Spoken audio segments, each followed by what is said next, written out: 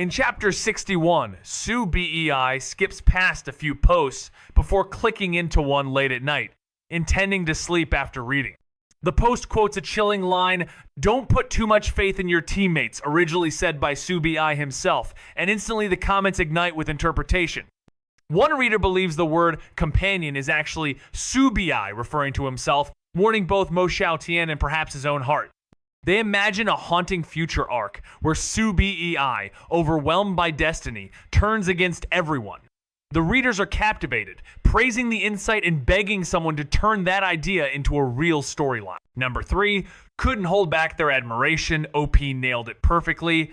Number 4, bursts out laughing, begging someone to save Sue BEI, especially with the post next door claiming he owns those infamous white shoes. Number 5 jumps in, connecting the dots. It all makes sense if Sue BEI is actually a mole from Black Lightning planted inside the Abilities Academy, which explains his cryptic words to Mo Xiaotian. He's destined to betray them. Number 6 agrees wholeheartedly, and number 7 is sold. Number 8 adds that the mole theory fits Subei's character like a glove. But then number 9 raises the question, would Black Lightning really risk sending someone with such a powerful ability as a spy to the enemy camp? In the comic's intense moment, fans go wild dissecting a cryptic line. Was the companion Sue BEI mentioned actually someone else within the protagonist group?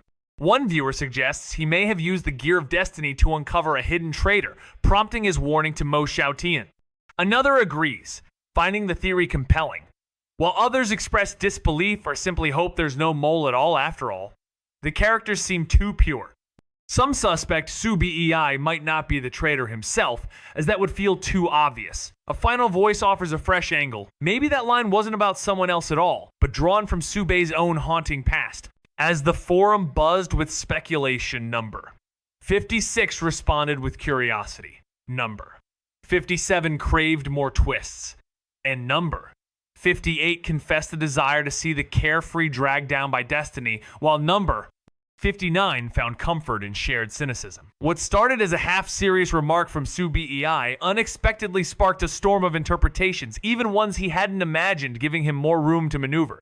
After the monthly exam and team battle, the school granted a rare 5-day break, with the next class not until Monday. But by the second afternoon, all participants from the final day individual battles were summoned to a vacant classroom. Sue BEI wasn't late, he'd simply been held up after bumping into Zhao Xiaoyu post-run as she headed toward the cafeteria. Zhao Xiaoyu was sharp enough to sense something unusual the moment she saw Sue BEI heading toward the teaching building alone. Suspecting the school had something to do with him, she quickly approached to ask. Sue BEI, aware but unwilling to reveal too much, casually mentioned it might involve class placement. That slight delay meant he arrived later than the others. Inside the music classroom, curious glances revealed the students hadn't yet been briefed. Surprisingly, many nodded at him. He hadn't realized he was so well regarded among the top 10. Even those known for aloofness or spite didn't seem hostile. A strange chill ran through him. Was he somehow on the friendly route? Shaking the thought, he scanned the room. 4 teachers, including the dean and the heads of classes A, D, and F.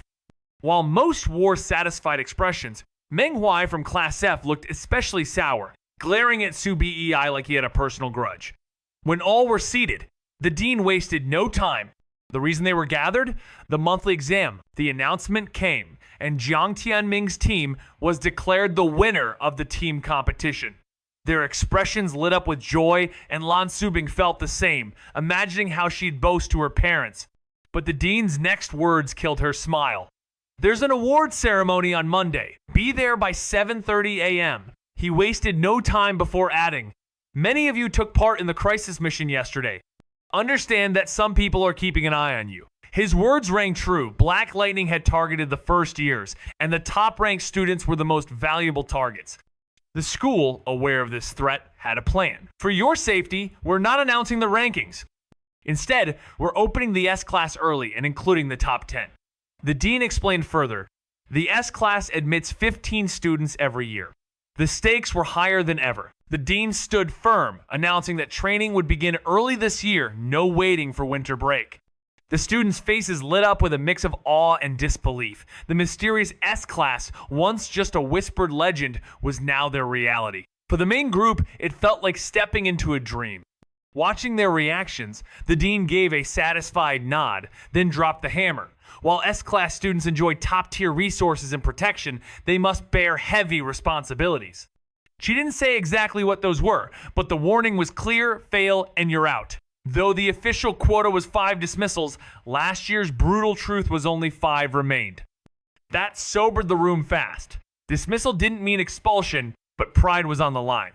Still, the dean reassured them those mysterious threats outside wouldn't bother with the expelled or with anyone who chose not to join at all.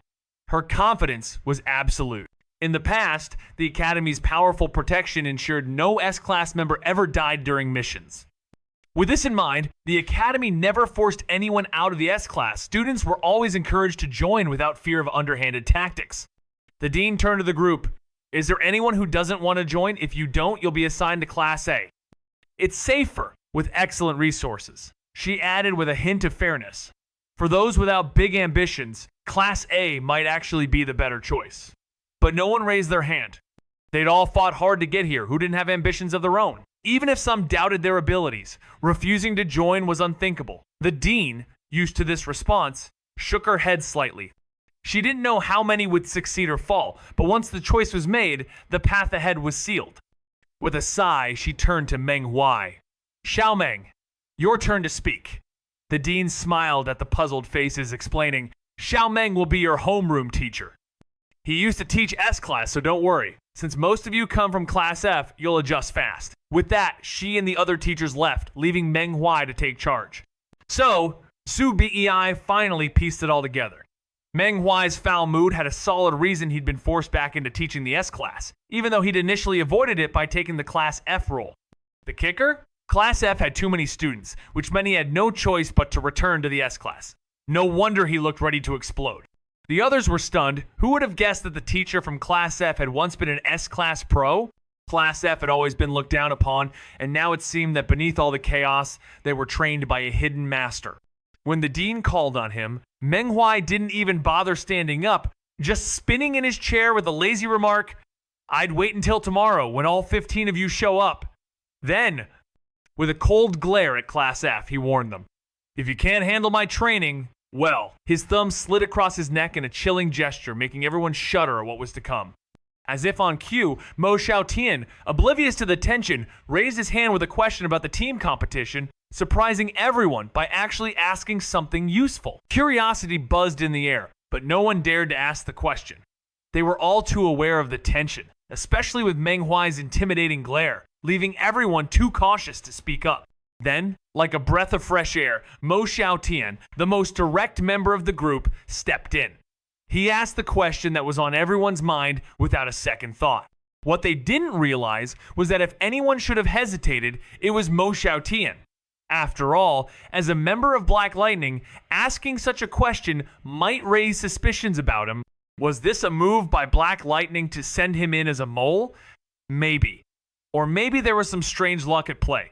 Jiang Tianming, equally curious, jumped in, asking if the people with the same tattoo as the one who killed Sun Ming were from the same group. Meng Huai gave a half smile, acknowledging their sharp eyes. With a moment's hesitation, he decided to reveal what he knew. They're part of an organization called Black Lightning.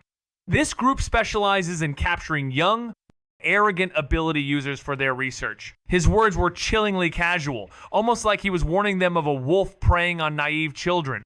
Despite the seriousness, the group couldn't help but twitch at the comparison, though Meng Huai seemed completely unbothered. As the students dismissed the warning with indifference, he sneered and dared them to try for themselves. None did. Sensing tension, they wisely slipped away, pulling Mo Xiaotian along. Outside, the once fractured teams had begun blending naturally after the recent competition. Yet Zhou Renji stood awkwardly alone, watching familiar faces pair off Ai Baozhu with Lan Subing, Si Zhaohua with Jiang Tianming, Feng Lan beside Su Bei. After a pause, Zhou Renji chose to approach Su Bei not out of friendship, but calculation. His standards had always been strength and status, two things Jiang Tianming's group lacked. Su Bei, however, was different. From the start, Su Bei was close to Feng Lan, someone no weakling could casually associate with, and his actions only confirmed his standing. Even without knowing Subei's background, Zhou Renji could tell he wasn't like the other. Zhou Renji, despite past tensions with Su Bei, couldn't muster any resentment anymore, especially when even Si Zhaohua and Ai Baozhu had made peace with Jiang Tianming's group. Desperate for a connection in the elusive S-Class, he cautiously tried to join the chat. "What were you guys talking about just now?" he asked. Su Bei, ever blunt, responded without emotion. "We were talking about Black Lightning." It wasn't a bluff, they truly were discussing that shadowy organization. Feng Lan, whose background gave him insider knowledge, explained that Black Lightning wasn't as quiet as they appeared. They ran secret commercial channels, pushing products they developed, including a pricey mental enhancement potion favored by ability users. His own family had suggested using it on him, but he refused, choosing to strengthen himself the hard way. Misreading the mood, Zhou Renji jumped in with a bold, dramatic declaration against Black Lightning, promising to have his family handle them. But instead of earning approval, all he got was Subei's silence and a sudden drop in interest. Wu Mingbai, strolling nearby, couldn't help but let out a derisive scoff at Zhou Renji's words, but he kept walking, not bothering to respond. This only fueled Zhou Renji's anger. "What's that supposed to mean, huh?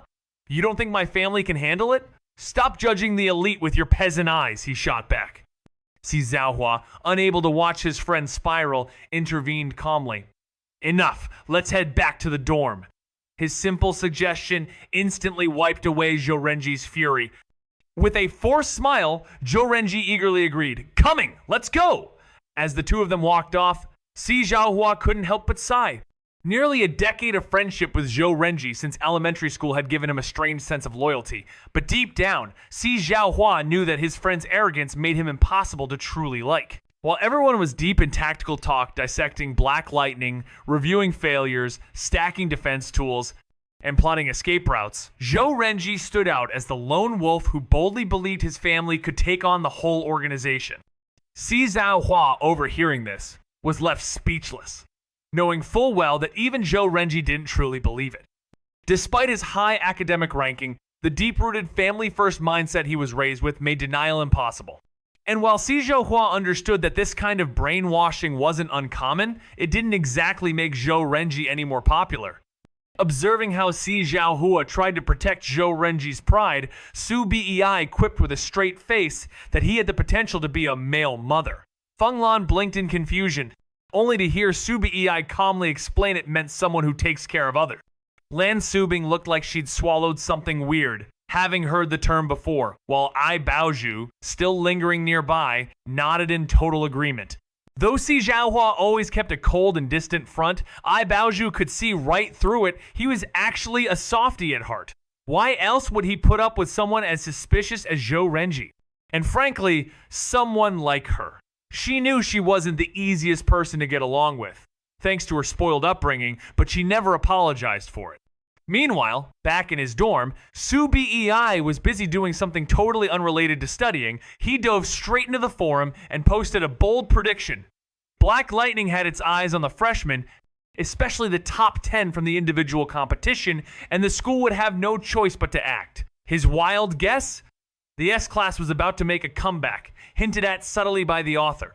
Sure, his logic was a bit too convenient, maybe even suspiciously accurate, but that's what made it brilliant. After all, when you're basically cheating in a way no one can catch, who needs to justify anything? With studying clearly off the table, Su Bei let his thoughts wander, wondering who else might join the S-Class lineup alongside the top 10. If nothing out of the ordinary occurred, Qi Huang and Li Shu, who had already appeared in the manga, would likely make it into the team. Meanwhile, questions loomed over whether Zhao Zhao and Wu Jin were truly done for good, seemed doubtful, but without reaching S-Class, their screen time would definitely dwindle. Still, there was a strong feeling that unexpected twists were on the horizon. As Su Bei pondered all this, he casually refreshed the post on his phone and boom! The comment section had exploded. First one. Huh? Second one echoed, "Big bro upstairs said it first, huh?" Third one, still, huh? Fourth chimed in, recognizing each word but claiming the whole thing made zero sense. Fifth nailed it. Great analysis. Next time, just don't. A user posts a wild theory that instantly grabs attention. Some think it's absurd, others find surprising logic in the madness. One commenter starts recognizing the username, stirring a mix of shock and realization. Another chimes in, confirming it's the infamous prophet known for eerily accurate predictions. Suspicion turns into curiosity as even skeptics begin to entertain the possibility. It's been a while since the prophet's last appearance, and just like before, his cryptic return leaves everyone buzzing equal parts doubtful and intrigued. The scene kicks off with excitement as someone finally catches a post by the mysterious prophet live. Confusion brews quickly, people are puzzled, unsure who the original poster even island. Two users voice their disbelief, wondering why no one finds it odd that the moment it's revealed to be Prophet's post, everyone just accepts it. Another jumps in with a calm reply. Just search the username and look at the timeline, it'll all make sense. Curiosity turns to awe as someone checks and admits the original poster is actually pretty impressive. Another chimes in, confirming that the username truly earns its reputation. The forum exploded with disbelief. One user claimed if OP's wild prediction came true, they'd join a cult in his name. Another was stunned by how OP nailed every outrageous theory. And a third jokingly accused him of sneaking peeks at the creator's script. SuBEI just grinned behind his screen. Of course he could predict the plot he had, the manga, and the forum on his side. That edge was his secret weapon, and with each accurate guess, his online persona gained more trust. He planned to use that growing influence to boost his abilities, depending on what the next manga update brought. After a solid showing in the team competition, maybe something big was on the horizon. And as Sunday rolled around, the final 15 members of the Elite S-Class were officially revealed, just as he had expected. Lingyu, the poised and mysterious girl from Class A with dark green hair and violet eyes, had once battled Wu Mingbai and was rumored to wield poison-based powers.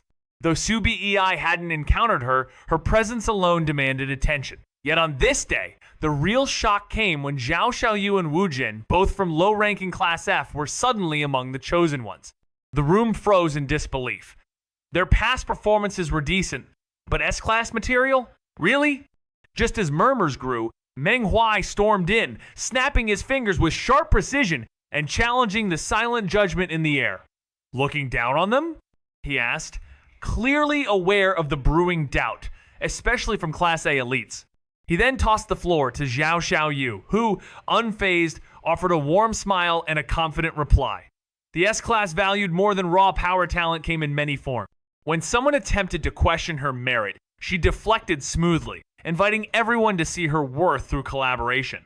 Her calm honesty dimmed the initial hostility, a quiet reminder that 5 elimination spots still loomed over them all. If Zhao Xiaoyu couldn't keep up, she'd be dropped sooner or later, no point making her an enemy just yet. Then came Wu Jin's turn, and Meng Huai didn't seem eager to speak up for him either. Letting Zhao Xiaoyu go first was already doing him a favor. Wu Jin, head low and half his face hidden by his hood, spoke barely above a whisper. The principal asked me to come. And with that, he darted between SuBEI and Zhao Xiaoyu like that spot offered him some kind of invisible shield. Hold up, this guy's a big deal.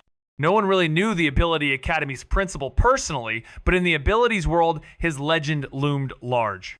The strongest ability user of the age, his power unmatched, and no one had ever figured out what his ability even was. Now that they thought about it, what was the principal's surname again? Wasn't it Wu? Uh-oh. Realization hit like a thunderclap, leaving a hush of gasps in its wake. Even Subei's eyes widened as he glanced at Wu Jin, a thought flashing through his mind for the first time. Could this quiet guy actually be connected to the principal? The room went dead silent the moment he arrived. No one dared to challenge him yet, not with the principal backing him. But everyone knew the calm wouldn't last. If he couldn't prove himself after the initial courtesy wore off, the real fireworks would begin. Meng Huai, ever the observer, watched the crowd with amused eyes, clearly enjoying the spectacle he'd let unfold by giving Wu Jin the floor.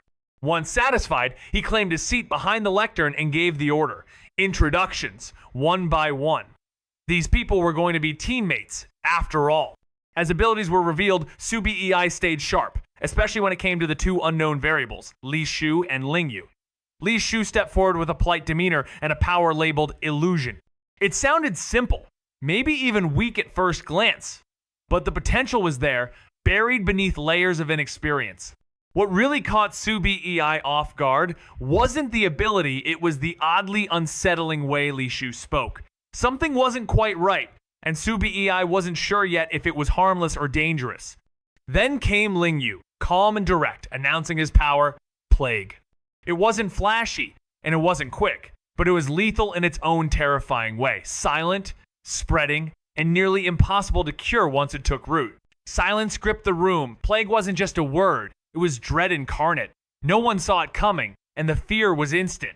Then came Su Bei's turn. Dropping his usual line, he finally said it, "I'm Su Bei. My ability is Gear of Destiny." He smirked, the pointer above Mo Xiaoqin's head twitching right. "Someone's about to have some bad luck," he teased, cryptic but deliberate. When Mo Xiaotian started looking around, Su Bei didn't hold back. "Stop looking. It's you." Confused, Mo Xiaotian stepped forward and promptly tripped on his way up, the pointer snapping back to center. Gasps followed, eyes fixed on Su Bei, stunned by the precision of his strange power. And just as the awe settled, the floor opened with a mechanical hiss, revealing caged nightmare beasts rising in eerie unison, summoned by a single clap. Some of the nightmare beasts looked like twisted versions of real animals, while others were so freakishly mutated they defied all logic. Their new instructor didn't waste time. Starting tomorrow, everyone would face daily combat training against these horrors, and in just a month, they'd be thrown into an actual alternate space for a trial. When one overly eager student shot his hand up to ask something, the teacher launched a piece of chalk at his head with sniper-like precision, shutting him down with a single, "Questions don't matter!" mic drop. After a round of self-introductions, the teacher peaced out, leaving the students to their own devices. One girl suggested they grab dinner to celebrate becoming classmates reasonable, since there were only 15 of them in this elite class. The excitable one immediately agreed, as expected. But when the second to chime in was the quiet, sweet-looking, pink-haired boy, things got interesting. He flashed a charming smile and said he wanted to bond, though his eyes were locked on one person in particular. Clearly, there was history between him and the brooding guy across the room. The moment their eyes met, the air turned tense, and someone nearby couldn't help but wonder what drama had gone down during the last competition. Wu Mingbai, ever the upbeat sidekick, jumped in front of Jiang Tianming with a cheeky grin, throwing a bold, "What are you looking at?" Li Shu, all soft voice and unsettling charm, calmly answered that he was staring at Tianming, claiming interest, but pointed out Tianming didn't seem to feel the same. His blunt declaration, while not aggressive, raised eyebrows. Jiang Tianming clearly wanted nothing to do with him, and no one else dared step in. The group, including Su Bei, found themselves wondering why this pastel-haired classmate seemed obsessed. His words didn't quite match his so-called gentleness. Still, Li Shu kept smiling like nothing was wrong, radiating unsettling calm. Su Bei sighed, unable to figure out if this guy was just strange or dangerously fixated. Unfortunately, that sigh triggered Li Shu's radar. "Did I upset you?" Su Bei, wanting no part in this mess, especially after reading some shady online theories, coolly said he forgot to turn off the gas in his room and made a quick exit.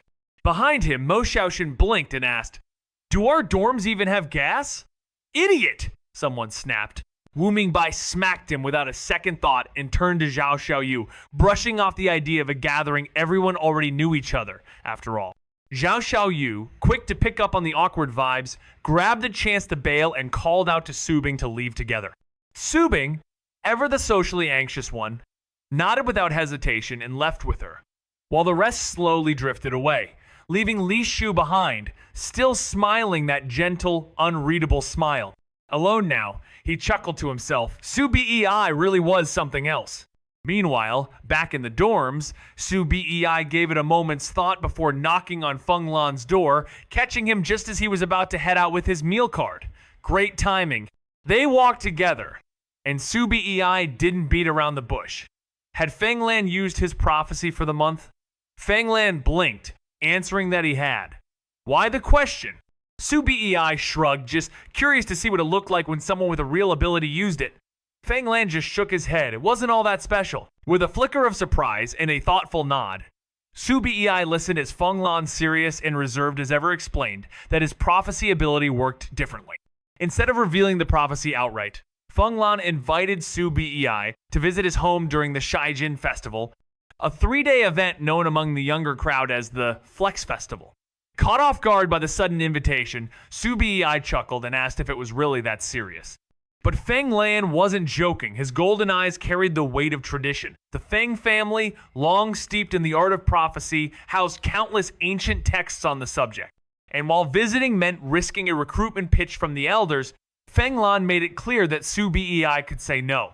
The truth was, Su Bei's inexperience in prophecy had caught Feng Lan's attention, and he wasn't about to let a rare talent like that stumble around without guidance. Su Bei picked up on the subtle warning in Feng Lan's words clearly. The guy had noticed Su Bei's cluelessness and figured he'd stepped on some forbidden ground without realizing.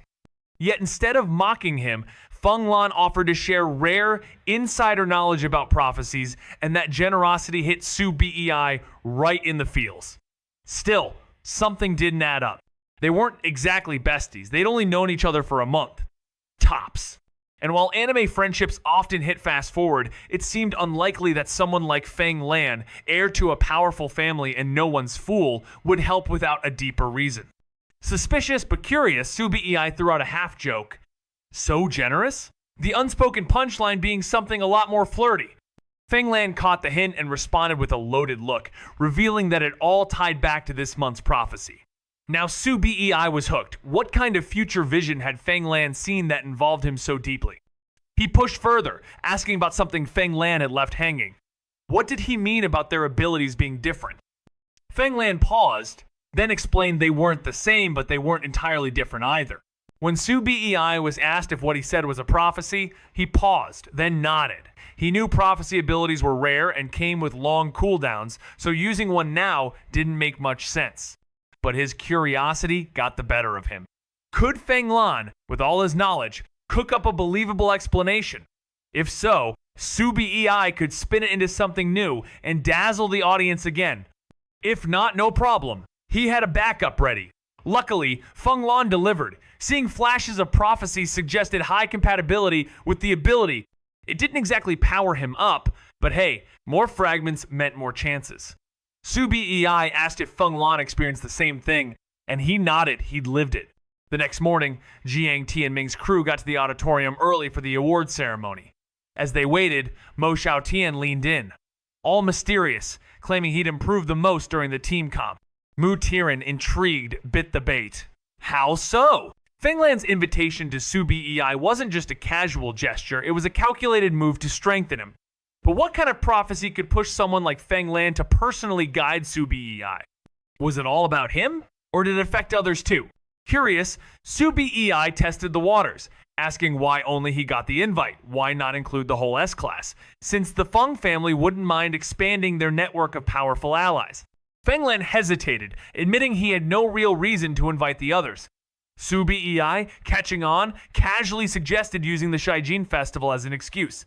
It made sense this so-called Flex Festival was the perfect cover to bring others into the fold. Even if it wasn't Feng Lan's usual style, with the legendary Feng family library as bait, no one would say no. Then, quietly, Su Bei wondered if Feng Lan would have invited the others if he weren't around. The ever-watchful manga consciousness answered yes. Hearing that, Su Bei just smiled and whispered, "Don't worry, the opportunity will come." After all, Feng Lan, a prophet himself, could sense the weight behind such words. When Su Bei was asked if what he said was a prophecy, he paused, then nodded despite knowing how rare and limited such abilities were. But he wasn't about to waste the opportunity. Instead, he wanted to see if Feng Lan, the knowledge encyclopedia himself, could spin a convincing explanation. If it worked, great. Su Bei could bluff his way into adding another skill to his arsenal. If not, no problem. He already had a plan B ready. Lucky for him, Feng Lan did deliver, suggesting that frequent flashes of prophetic fragments meant high compatibility with prophecy power. While it didn't boost his power directly, Su Bei still found it useful and asked if Feng Lan experienced the same. Feng Lan confirmed with a nod. Meanwhile, the next morning at the auditorium, Jiang Tianming's team showed up early for the 8 a.m. awards ceremony. As boredom settled in, Mo Xiaotian leaned in with a smug grin, claiming he'd made the most progress during the team competition. That got Mu Tiren's attention right away. "Oh, how's that?" Mo Xiaotian puffed up proudly, boasting that his explosive cubes had leveled up, maybe not deadly, but enough to take out half a person, whatever that meant. Wu Mingbai rolled his eyes and fired back with a sarcastic jab about Mo's real talent being bragging. Jiang Tianming, amused, questioned the strange half-a-person metric but decided to let Mo show off. Mo was thrilled, though momentarily puzzled about what to blow up after all. People were off limits. Lan Subing quietly handed him a sturdy-looking metal box, and Mo, satisfied, set the cube beside it as it began to compress with ominous energy. Meanwhile, on stage, the host was in full ceremonial mode, hyping up the moment before inviting Class F's homeroom teacher, Mr. Meng, to speak. Meng Huai stepped up with a stern face, ready to deliver his formal address, only to be interrupted by a thunderous explosion backstage. Everyone froze in shock before total mayhem broke loose. Meng Huai cut himself off mid-sentence, half convinced Black Lightning had invaded the school. He and a swarm of teachers darted backstage, only to find twisted scraps of metal and Jiang Tianming's crew standing around like they'd seen a ghost. Meng Huai's forehead twitched in rage, perfectly in sync with the Class A homeroom teacher, as they yelled the obvious name, Mo Xiaotian! The scolding marathon wrapped up at 10 a.m., leaving the students' brains scrambled and their ears begging for mercy. Su Bei, meanwhile, silently fumed it wasn't even his fault. Mu Tiran had brought up the topic, Wu Mingbai mocked it, Jiang Tianming asked for the demo, Lan Subing found the box, and Mo Xiaotian, he blew it up. So why was Su Bei getting grilled like the rest? Not that Meng Huai cared. If Su Bei dared to complain out loud, he'd probably get a second round. With zero sympathy, Meng Huai marched the exhausted, guilt-ridden crew to the sports field. All right, let's start class. Mo Xiaotian cried out in disbelief after all that they still had to study. Watching their crushed faces, Meng Huai's eyes sparkled with evil joy. Feel free to skip, just know you'll fall behind. Meanwhile, Si Zhaohua and the others? Untouched, unscolded. Probably sipping juice and watching the chaos unfold like a free show. Zhou Renji was still smirking, clearly enjoying the discomfort of others, and if Meng Huai weren't there, he'd probably be mocking them outright. That one sharp comment from Meng hit home Jiang Tianming, and his crew instantly fell silent. With a satisfied nod, Meng Huai snapped his fingers, and the individual arenas rose, each one already containing a nightmare beast. When no one moved, Meng scoffed, asking if he needed to personally escort them. That lit a fire under everyone, and they scrambled to their platform. Su Bei, having already faced these beasts in the team round, wasted no time and swiftly crushed his first opponent. But the moment it fell, another one emerged, bigger, stronger, gorilla-like. He beat that one too, only for the next to come, crawling in, this time with a twist. It could liquefy and move like water. Su Bei caught on quickly this was a test of stamina and adaptability, each round upping the difficulty. With that realization, he decided to take things slow and steady. If each enemy grew stronger with time, Su Bei figured he could just slow down and deal with them at his own pace. No need to draw attention for nothing. But he wasn't reckless. He knew stalling too long would bring trouble, so he took twice the usual time to defeat each nightmare beast, finishing right as lunch break began. Stepping out of the arena, he was met with a silent crowd, eyes wide like spectators at a zoo word, had spread about the new elite class, especially the shock that some had come from the lowest ranks. Su Bei ignored the stares, scanning his teammates, all pale and drained from pushing their limits. In contrast, he looked unchanged, save for physical fatigue. With his abilities redefined as innate rather than mentally driven, he had barely spent any effort. But seeing their exhaustion, he suddenly realized by taking it easy, he had forgotten to hide how different he truly was. He knew it. Meng Huai was definitely cooking up a new training plan for him. And sure enough, Meng Huai showed up, casually waving the others off to go eat. Just as Su Bei was about to slip away, Meng Huai called him back with a sly grin and asked, "Your mental power is pretty strong, huh?" Leading him to a quieter spot, Meng Huai clearly wanted to talk away from prying ears, hoping Su Bei would be more candid one-on-one. Su Bei let out a silent sigh but admitted, "It's decent." Meng Huai cut straight to the chase. "How strong?" "No use playing coy now." Su Bei raised a hand, summoned a nearby water bottle with ease, caught it mid-air and coolly stated, "Advanced level mental power." That caught Meng Huai off guard. Achieving that level wasn't something even experienced users could pull off easily. It took relentless training and rare talent. How could Su Bei, who'd only just awakened his ability, already be this strong? Still, Meng Huai didn't pry. Everyone's got secrets. especially the impressive ones. With a thoughtful pause, he finally said, "All right, starting tomorrow, you'll be sparring with me along with the others." The previous training was all about sharpening mental power, pushing limits to strengthen control and endurance, but that wasn't needed for Su Bei, whose mental abilities were already top tier. So, Manhwa shifted gears, turning the spotlight to physical combat. Sure, Su Bei had solid skills, but they didn't quite stack up to Manhwa's, especially since the moves used by ability users were on a whole different level, faster, harder, and far more complex than what ordinary folks could pull off. Without proper training, they'd just flail around on instinct, but with guidance, they'd unlock serious potential. Manhwa had already analyzed everyone's style from the individual competition and knew exactly who leaned on mental attacks and who didn't. Su Bei? He skipped straight past the mental phase and dove headfirst into the second stage. But Manhwa wasn't bothered training. 4 was no harder than 3. And Su Bei? No complaints. He knew there was no room to slack off now. Physical combat wasn't just useful, it was lasting. Even if all the flashy manga powers vanished one day, the skills he picked up here would stay with him. He knew he couldn't just coast through his years at the Ability Academy without learning anything. So when the moment came, he nodded like a man with a mission. I understand. Then he stepped out of hiding, only to find the area deserted clearly. Jiang Tianming and the others had lured the crowd away. Su Bei, feeling pretty pleased with herself, decided to grab a bite outside. Technically, S-class students couldn't leave the campus without permission, especially with Black Lightning prowling beyond the gates.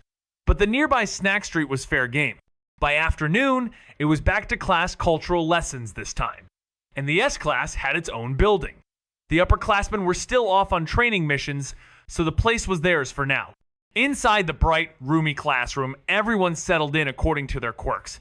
Si Zhaohua's crew claimed the front row like it was their throne. Zhao Xiaoyu and her friends took the second, Mo Xiaotian joined them, and Jiang Tianming's gang lounged in the third. Naturally, Su Bei, Feng Lan, and Wu Jin drifted to the back like they owned it. Only 15 students, yet they spread out across 4 rows, odd, but neat enough that the teacher let it slide. Then came the real deal. Cultural classes here weren't your average lessons. First up was a deep dive into nightmare beasts, creatures from another world that had slipped through alternate spaces and ended up in theirs. The teacher scanned the room and asked, "But do you know what their original world was like?" A question that would never come up in an ordinary class. After all, who bothered with the distant, nightmarish realm of beasts?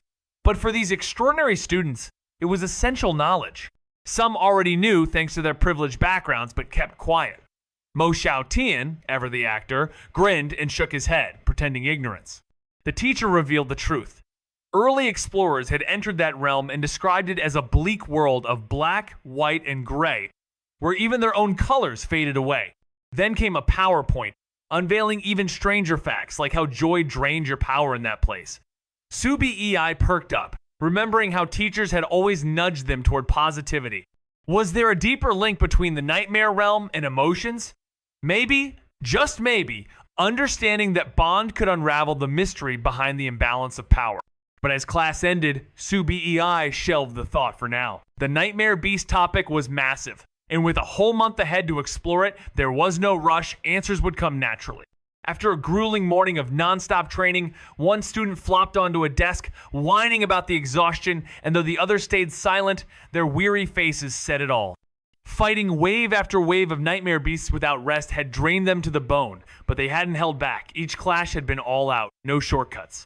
They couldn't help but compare themselves to someone who'd taken it easy and ended up less worn out, despite weaker mental strength. Still, one reminded the group that all this hardship had a purpose. When the time came to enter the unknown alternate space, they'd be better prepared. This wasn't like the last time in a cleared zone. This space was wild, untouched. Curiosity sparked at the mention of it. Someone mused about what set undeveloped alternate spaces apart, besides the beast count. With no answers, they circled back to self-improvement, better now than panicking later, especially when they couldn't always count on teacher protection. One student's thoughtful remark earned admiration from another, marveling at why their teacher held him in such esteem. Li Shu was a mystery wrapped in contradictions, one minute provoking Jiang Tianming with sly remarks, the next stepping in to help him without hesitation. Well, not exactly without conditions. That favor he offered, it came with a price, and Subei only caught a glimpse of it in the manga. Li Shu reminding Jiang not to forget their deal. Whatever that deal was, Subei figured it held the key to understanding Li Shu's odd fascination with Jiang. Not that Subei cared, he definitely wasn't looking for Li Shu's attention. In fact, he wanted the exact opposite. The guy gave off all kinds of red flags. But like fate had a grudge, Li Shu zeroed in on him just as he decided to steer clear. Subi, can I ask what the teacher wanted with you before lunch? He asked with that suspicious casualness. Coming from a not-so-close classmate, it felt like a trap. Subei shot him a look and replied coolly, "The teacher told me to stay away from people who are too curious." That line cracked Wu Mingbai up. He nearly choked from laughter. And Li Shu? He took the jab with a smile, not offended in the slightest. "Sorry, just thought it might be related to us. If it's not, then I spoke out of turn," he said, still wearing that unreadable grin. There was an unmistakable edge to Subei's cold, a subtle jab that confirmed Li Shu had definitely crossed a line, yet Li Shu didn't flinch. In fact, he beamed even more, throwing out a, "You were really interesting. Joining the S-class was definitely the right choice." Subei nearly recoiled. What was this guy's deal? Did he enjoy rejection? But Li Shu wasn't backing off, throwing down a challenge with that same infuriating grin. "When should we have a match? I'm curious about your ability. You're curious too, right?" That killed Subei's curiosity on the spot. Nope, no interest. Instead, he turned to Jiang Tianming, brushing Li Shu off like an annoying fly. "What happened when you fought him?" With no need for secrecy now, Jiang Tianming explained first came a crushing illusion, making it feel like Li Shu was an unbeatable force. Then came the trap, an illusion that pulled him in. Jiang broke free, and Li Shu knocked out cold. What happened inside that illusion stayed with Jiang. Subei suspected that Li Shu's sudden interest in Jiang Tianming had something to do with a hidden secret, and that only made him more determined not to get involved.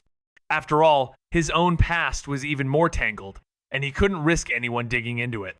The next morning, he stood in the arena with Feng Lan, Zhao Xiaoyu, and Mu Tiren, facing their instructor, Meng Huai. Each of them had their own reason for being there. Zhao Xiaoyu trained hard in physical combat to make up for her weak ability. Mu Tiren was a natural fighter who needed refinement, and Feng Lan's support-type power made him a decent all-rounder. As for Subei, his mental strength had outgrown the school's curriculum, so they threw him into physical combat too. Meng Huai scanned the group. The other three, having been thoroughly beaten yesterday, looked away instantly. Subei, clueless to the trap, met Meng Huai's eyes and instantly regretted it. That smirk, that chill down his spine. Too late to retreat. Meng Huai pointed with a grin and declared, "Subei, since you're new, you get the honor of sparring with me today. Let's show the others how it's done." Subei was cursing inside. Who would actually enjoy this kind of treat? Yet, despite the internal grumbling, he couldn't deny a flicker of excitement. Sure, he wasn't the best at physical combat, but after years of training, he wanted to see just how far off he was from a real master. One look at Meng Huai's sculpted frame, broad shoulders, narrow waist, and muscles like coiled steel, and it was clear this guy was on another level. When they started sparring, Meng Huai didn't go full power right away. Instead, he toned things down to match Subei's level. But even then, Subei quickly found himself on the back foot. It wasn't just technique, his control was all over the place. He used to know his body inside and out after a decade of training, but ever since gaining powers, everything changed.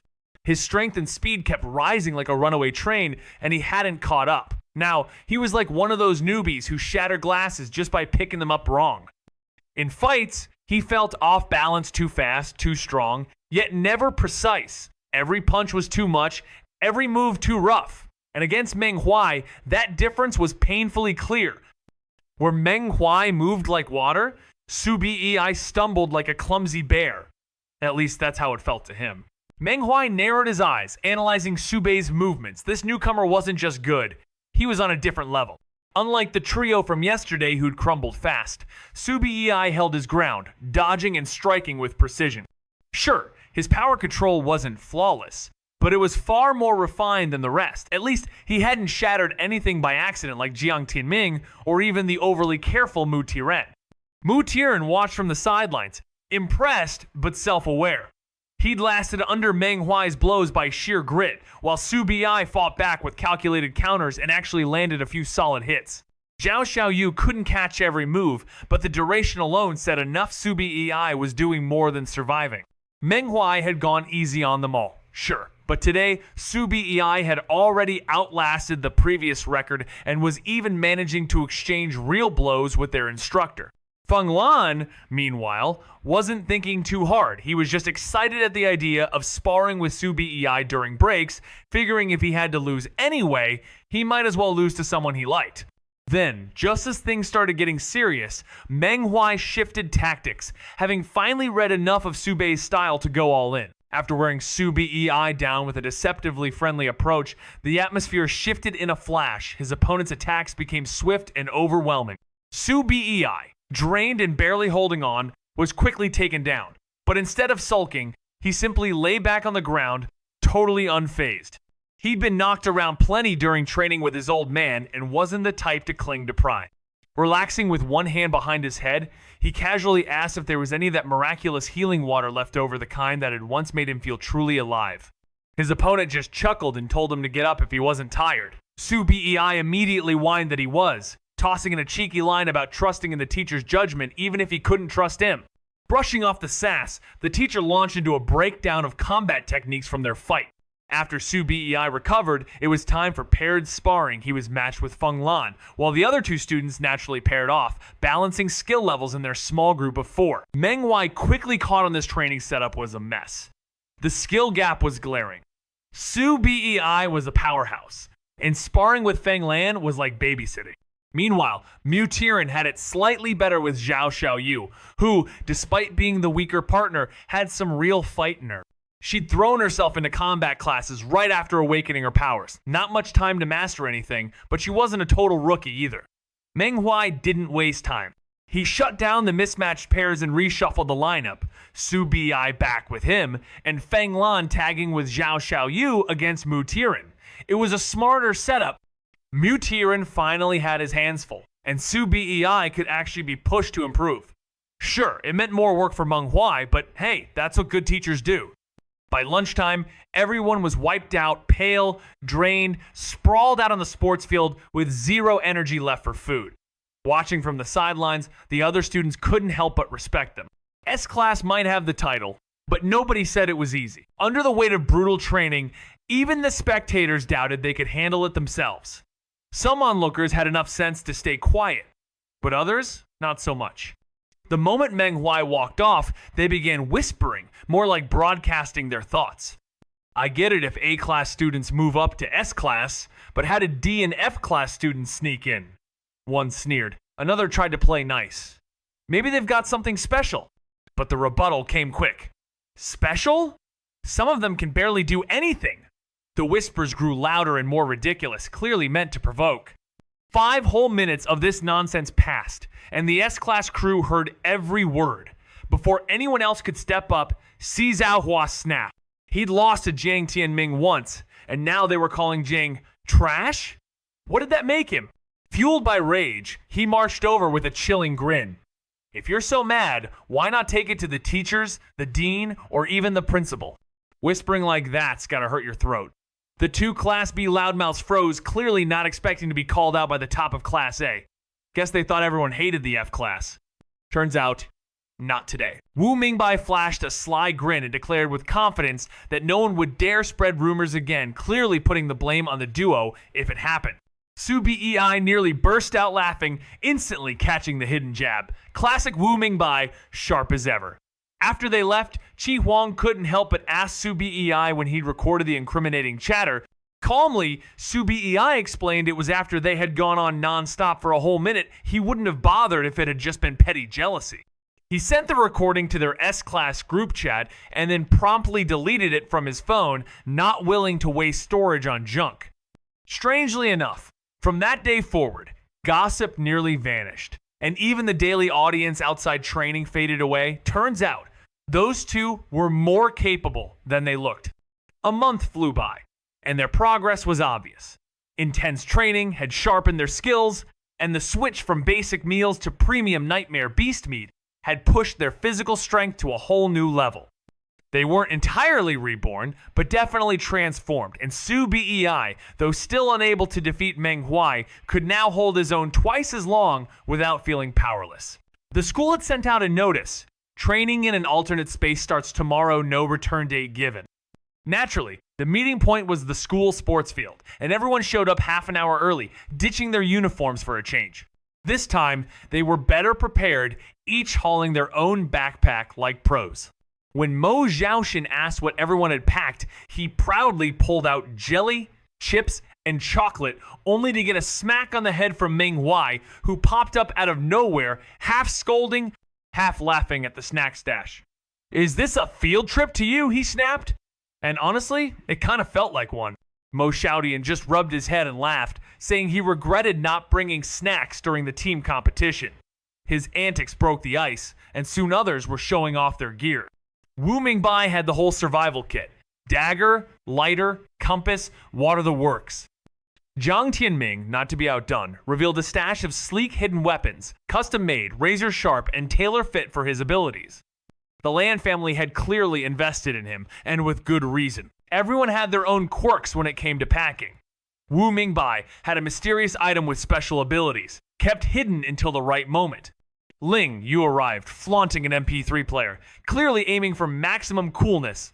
Feng Lan, Qi Huang, Si Xiaohua, and Zhou Renji came armed not just with standard gear, but also luxuries like premium tents, hammocks, and thermos cups, proof that wealth buys convenience. Mu Tiran, ever the cautious type, turned up with a full first aid setup, explaining he didn't trust the teacher to hand out healing items. Zhao Xiaoyu, knowing this, purposefully skipped medical supplies and instead brought a confused walkie-talkie that works without signal using mental energy, plus a few high-function gadgets like water purifiers and telescopes. Then came Ai Baozhu, who packed only sun hats, wipes, and skincare, confidently stating the teacher's protection made anything else unnecessary. Lan Subing quietly supported her, choosing not to judge since someone else had it covered. She then shifted attention to her own odd selection: a small bag filled with gloves, plastic bags, and a standout pack of masks. In the quiet, alternate space, Wu Mingbai laughed at the idea of wearing masks. After all, it was just them, right? But Meng Huai dropped a truth bomb. Most alternate spaces weren't private playgrounds. They were open to all ability users brave or foolish enough to enter, and this one was likely to be crowded. Turns out, ability users didn't just battle nightmare beasts. Sooner or later, they'd have to face humans too. The upside? A packed alternate space usually meant it wasn't too deadly.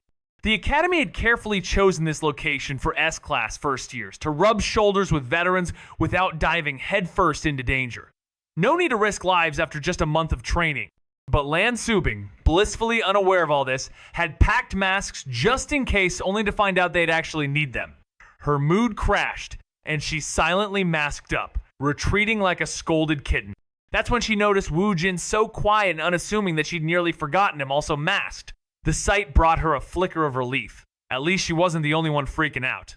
With a spark of courage, she did what no one else dared, spoke to him. "Wu Jin, what did you bring?" Suddenly, all eyes turned to the masked enigma, who now looked more like a comic book oddball than ever. Mask, hat, dagger. That was all Wu Jin said before pulling out a baseball cap and yanking it low over his face, vanishing behind its shadow like a magician disappearing behind a curtain. Lan Subing instantly regretted not doing the same. Why hadn't she thought of the simple brilliance of a cat mask combo? But then again, fully decked out, like Wu Jin might earn more stares than silence, and unlike him, she didn't have the talent for fading into the background. Meanwhile, Li Shu casually opened his backpack to reveal a stash of comic books and novels, offering them to anyone bored. Not exactly standard gear for a training mission in a strange dimension, but with their strength, carrying a few books wasn't a problem, though it certainly drew some looks. Wu Mingbai, poking the bear, asked the teacher what he thought about the literary hall, clearly fishing for drama after snacks had been banned. But Meng Huai wasn't biting. He coolly explained that Li Shu's power needed imagination, and stories fueled that. Illusion-based abilities weren't powered by muscle, they were powered by mind. Then came the real surprise. Mo Xiaotian's jaw dropped when he realized Su Bei hadn't brought anything at all. Not that anyone had overlooked him, on the contrary, Subei's presence lit up the S-Class like a flare in the dark. No one realized he hadn't brought a bag because he'd been leaning casually against the wall completely unnoticed until Mo Xiaotian, bored and observant, picked up on it. When Su Bei raised his right hand, his pale fingers so elegant they could model revealed a silver ring that sparkled with mystery. Qi Wang's eyes widened in recognition. Storage ring? Su Bei simply nodded, cool as ever, and said it came from the school's point mall. Turns out he'd racked up over 5,000 points after the solo battles, and if the event hadn't ended, he could have scored even more. With a flick of his hand, he'd splurged on rare items like that 1,000 point ring with a 20 square meter capacity, a stash of invisibility charms worth 200 points each, and the highlight, a 1,000 point transformation mask, imitation. Though cheaper than the original, it allowed only 3 preset appearances, locked in once stored. But Su Bei didn't care. 3 forms were plenty. His first choice? A tall, thin figure cloaked completely in black, like a stretched out shadow. No one realized he hadn't brought a bag because he'd been leaning casually against the wall completely unnoticed until Mo Xiaotian, bored and observant, picked up on it. When Su Bei raised his right hand, his pale fingers so elegant they could model revealed a silver ring that sparkled with mystery. Qi Wang's eyes widened in recognition. Storage ring? Su Bei simply nodded, cool as ever, and said it came from the school's point mall. Turns out he'd racked up over 5,000 points after the solo battles, and if the event hadn't ended, he could have scored even more. With a flick of his hand, he'd splurged on rare items like that 1,000 point ring with a 20 square meter capacity, a stash of invisibility charms worth 200 points each, and the highlight, a 1,000 point transformation mask, imitation. Though cheaper than the original, it allowed only 3 preset appearances, locked in once stored. But Su Bei didn't care. 3 forms were plenty. His first choice?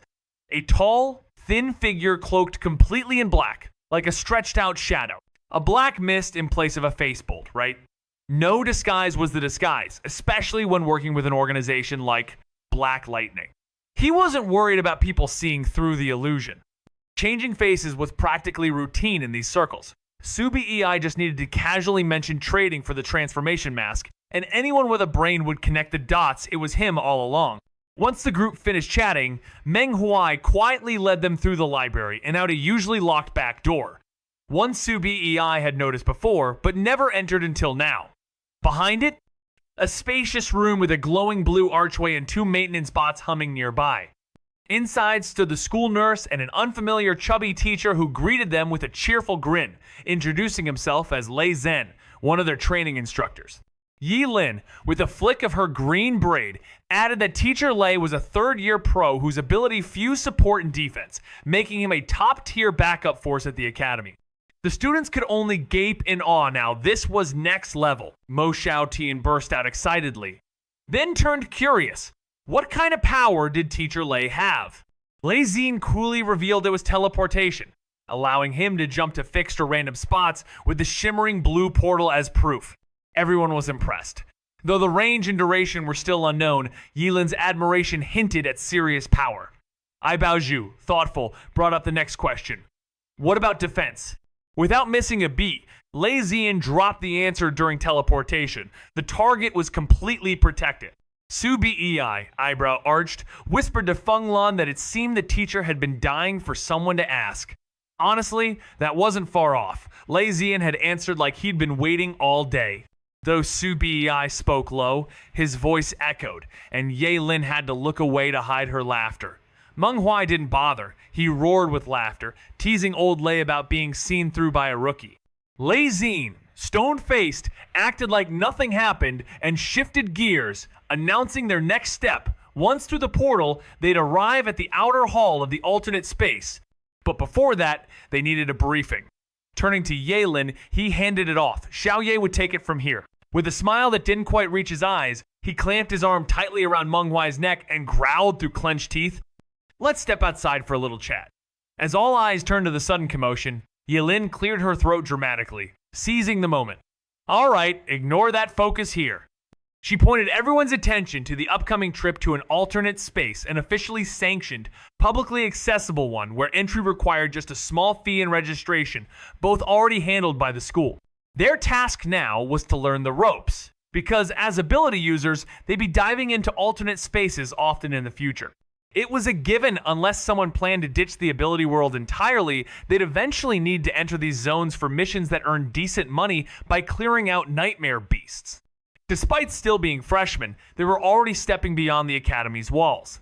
Then came a sharp question from Zhang Tianming. Did previous S-classes do this kind of mission in their first year? Yilin paused, gave a half nod, half shake, and replied, usually during the summer break between first and second year. But her gentle smile followed quickly. You're getting the fast track thanks to Black Lightning's attention. Some, like Su, BEI, instantly caught the inconsistency while it felt like their learning pace had increased.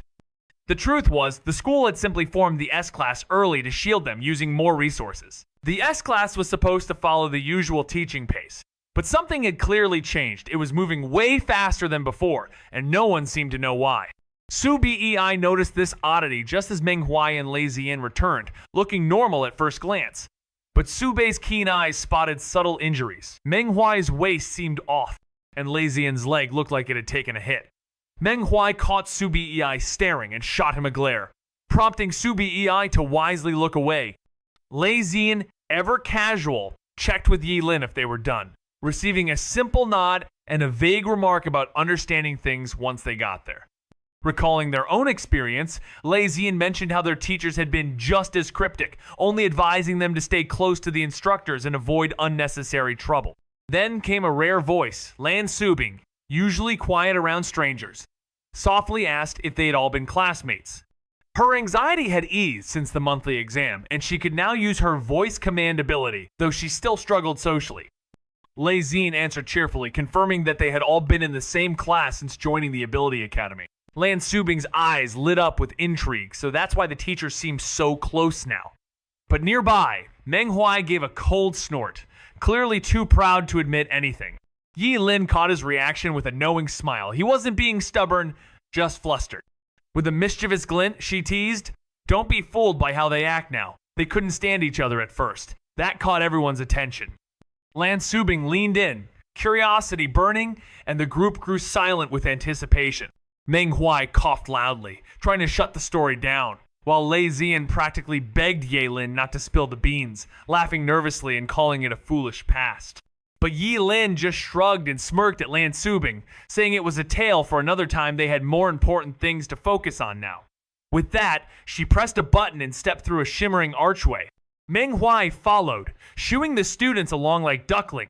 When Su Bei, the fourth in line, stepped through the glowing gate, it felt no different from any doorway until he emerged on the other side into what felt like an entirely new world. The noisy streets outside exploded with life street vendors shouting, people gossiping, and the chaos of a packed crowd. Yilin stood quietly near the doorway with a group who had already emerged. Su Bei casually strolled over to Zhang Tianming, glancing back just in time to see him step out from what looked like an ordinary house. "So, this teleportation is linked to that door?" she asked, puzzled.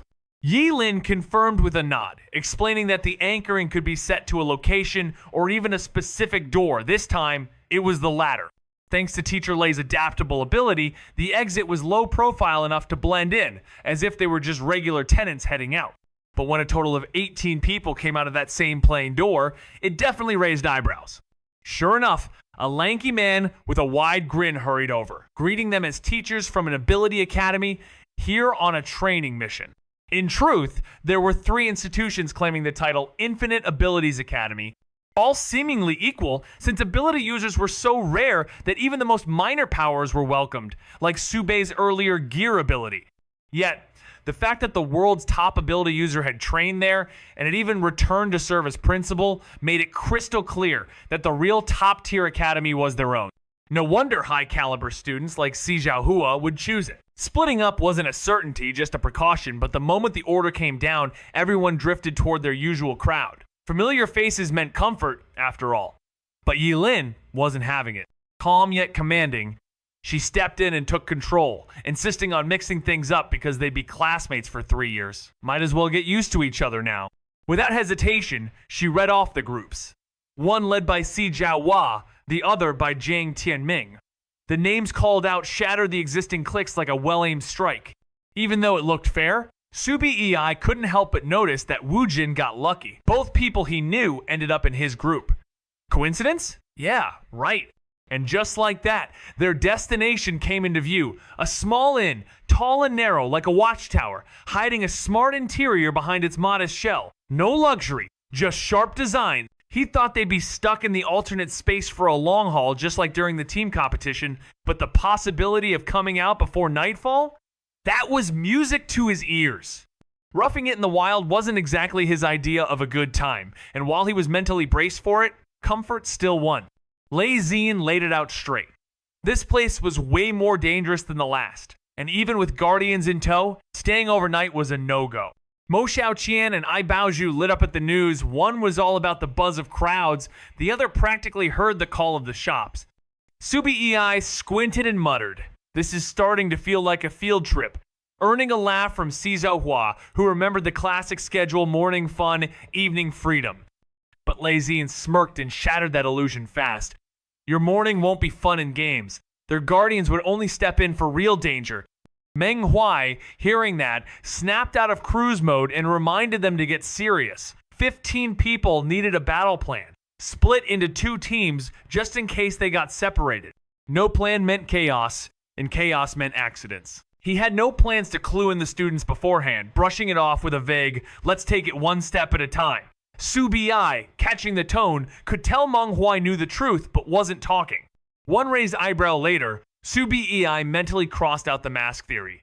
If Meng Huai was in the loop, Ye Lin had to be too. She might hold back info for training, but setting them up, not her style. So, the problem must be outside. Quietly slipping to the back of the group, Su Bei aimed to be the last one out. But Jiang Tianming clocked the move and, remembering last time when those up front got humiliated, decided to copy it. Unfortunately, his movement drew eyes, lots of them. Wu Mingbai, nearby, broke the silence. "Why are you two at the back?" Cue Jiang Tianming. "I only moved back because Su Bei did." Su Bei, speechless. "Really? Just like that?" While resisting the urge to shoot daggers with his eyes, Su Bei managed a polite smile and turned to Si Zhaohua, claiming to just follow formation. Thankfully, Si Zhaohua backed him up, confirming the assignment to the rear. In a place where tight spaces usually scream discomfort, this narrow inn pulled off a surprising trick. It felt warm and inviting. The ticking wooden clock, the quiet mahogany red chair, and an old man in a tang suit with gold-rimmed glasses behind the counter all gave off a strong, antique vibe. A cheerful voice broke the calm as a man brought in guests, assuring them that the place, though small, had charm, spotless rooms, and negotiable prices. The man called Old Yang, sturdy and in his 60s, stepped out with a smile, praising the younger man and asking Yelin, the clear leader, how many were in the group. 15, she replied, and he nodded approvingly, ready to show them the rooms. While the inspection went on, Jiang Tianming struck up a rare conversation with Ling Yu, curious about her ability, Plague. Her calm, detached voice explained it could take the form of poisonous liquids or toxic gas, definitely not suited for the front lines, but she didn't resist commands. With this new understanding, Jiang Tianming pulled his team aside for a strategy talk. Meanwhile, Si Zhaohua, newly made team captain, stayed busy as well. The team leader snapped into action, assigning positions with no room for debate. The less combat-ready members stayed protected in the center while he took the front, flanked by trusted allies on either side, and Su Bei guarding the rear. His no-nonsense attitude left no space for disagreement, but the logic behind the plan spoke for itself. On the side, 2 members exchanged quiet banter, reminiscing about the old days when they'd gladly stir the pot just for fun, hinting at past tensions now buried under mutual respect. Meanwhile, Su Bei scanned the inn with mild curiosity, noting how it looked more like a private residence than a hotel, the magazine rack being the only odd feature in a world now ruled by smartphones. Still, something about it caught her attention, and she wandered over for a closer look. As for lodging, the teachers quickly settled the matter. 1 triple and 6 doubles, with the longtime trio of instructors naturally choosing to bunk together, their shared history and otherworldly expeditions making it an easy choice. For the rest, room assignments were carefully arranged to avoid any late-night chaos. Su Bei and Feng Lan ended up sharing a room, of course. While Feng Lan wandered around like an art critic, first inspecting the oil painting, then gazing dramatically out the window, Su Bei just lounged on the bed, clearly amused. "You like it?" he asked, smirking. Feng Lan nodded. Though his own room back home was far fancier, this place had something his didn't: life. Still, he knew the novelty might wear off if he stayed too long. Su Bei gave the room a quick glance and agreed it wasn't bad. Small, yeah, but clean and neat, which was all you could ask for in a hotel. Once bags were dropped, the group reconvened outside. Old Yang, a man who'd clearly seen more than a few things in his time, watched them closely. Others might just see teachers from the Ability Academy on a field trip, but he knew better. Those teachers weren't average, not even close, and if that was the case, the students had to be something special too. With a knowing grin, he leaned back in his chair, picked up his forgotten book, and continued reading like none of this was a surprise. Meanwhile, Su Bei and crew had already reached the square before the entrance to the alternate space, a 2-meter-high black void that looked like it could swallow light itself. A mysterious tunnel-like entrance appeared in the mountainside, heavily guarded and cordoned off, allowing access only after registration and payment. While Lei Xin took care of the formalities, Meng Huai and Ye Ling stayed behind with the student. Su Bei, fidgeting with his phone and clearly bored, sensed something was overdue after all. The whole main group was present, and things had been suspiciously calm. Just then, a new group arrived, led by 2 teachers, and Su Bei's eyes lit up with anticipation. Slipping a few steps back to avoid getting caught in any impending drama, he blended into the crowd, unnoticed by most except Jiang Tianming, who caught the movement but chose not to comment. With only 3 supernatural academies in the nation, most teachers knew each other, and the middle-aged man leading the new group quickly recognized Ye Lin. With a friendly smile and a younger colleague in tow, he greeted her warmly, to which Ye Lin replied that they were here to expand the students' horizon. As the teacher spoke, her eyes flicked to the students behind him, taller, clearly older, likely third years. Alternate spaces like this, half-developed and buzzing with people, were training grounds for rookie supernatural users, safe enough to learn, with help nearby if things went south. Bringing third years here hinted that the other group might lack experience or skill. As teachers chatted away, the other students wandered over. One glance told them Su Bei's crew were juniors, probably second years, and instantly, a smug senior vibe filled the air. A towering boy in front leaned in, voice coated with superiority. First time out? The subtle condescension didn't slip past anyone except Mo Xiaoxie. Interest in chatting vanished. Still, Mu Tiran stayed civil, nodding yes. Then came the snide remark from the back, "Second, years out already? Your school's savage. Don't get yourselves killed." The tall boy whipped around with a half glare. "What are you saying?" Before offering Mu Tiran a half-hearted smile, "Ignore him. He's just blunt. I'm sure your school has its reasons." Meng Huai and Lei Zian shared a knowing smirk. Oh, the drama was just getting started. A student had tried, rather clumsily, to stir the pot, but Mu Tiran wasn't having any of it. With a chilling glare, he shut it down cold. Entering the alternate dimension later? Bad idea. Delays only meant fewer chances to train, and once they were out there alone post-graduation, things wouldn't be so forgiving. Wu Mingbai jumped in with a grin, playing the peacemaker, or so it seemed. At first, he admitted the opposing group had a point, making them puff up with pride. But the punchline hit fast and sharp. Weaker students should wait, unless they wanted to humiliate the school, or worse. And just as the smugness started to crack, Jiang Tianming chimed in with a perfectly timed scoff, the sarcasm practically dripping. Faces flushed red, then ghost white. They all instantly got what Wu Mingbai meant. It was a jab at their strength, or lack thereof, since they'd only made it to the alternate space in their third year. One hothead from the other group barked, "Huh? Are you saying we're weak?" Conveniently forgetting they'd thrown the first punch. A girl beside him joined in with a scoff, sneering, "Yeah, maybe if someone strong said that, we'd care. But you?" Her silence finished the insult louder than words. Their leader stepped up with a smile that masked his condescension, brushing it off as concern. "Don't mind them. They're just worried you'll get hurt." Another voice chimed in mockingly, picking apart the other team, white-haired and sickly, pink-haired and delicate, hat-wearing and odd, blue-haired and masked. Tisk, tisk, they muttered, shaking their heads. The earlier girl cackled, a team of the old, weak, sick, and disabled. And just like that, tempers exploded while Subi-ei, unbothered, simply glanced at the tops of their heads. The tension was sky high, both indicators pointing straight to failure, and there was zero chance to intervene. Physical confrontation, absolutely out of the question. Everyone knew that in a verbal battle, the one who struck first would lose. Calmly stepping up, Jiang Tianming dropped a verbal bomb. The other side was older, weaker, still in training by year 3, and one of them looked genuinely ill, maybe even brain dead, which technically counted as disabled. His smirk was ice cold as he practically labeled them the true, old, weak, sick, and disabled team without even breaking a sweat. His logic? Flawless. The other side? Speechless. Sure, those rival students wanted to throw down and prove their strength after all. They had more years of training, but their teachers were too close, watching silently like judges at a trial. So, all they could do was glare, one tall guy snapping back with bitter spite, wishing Jiang Tianming wouldn't even live long enough to call anyone old again. And just then, the rival academy's teachers finally made their entrance. They had seen it all, but had clearly chosen to let their students handle the heat first. The outcome was clear. Their side had started the verbal clash, but embarrassingly lost.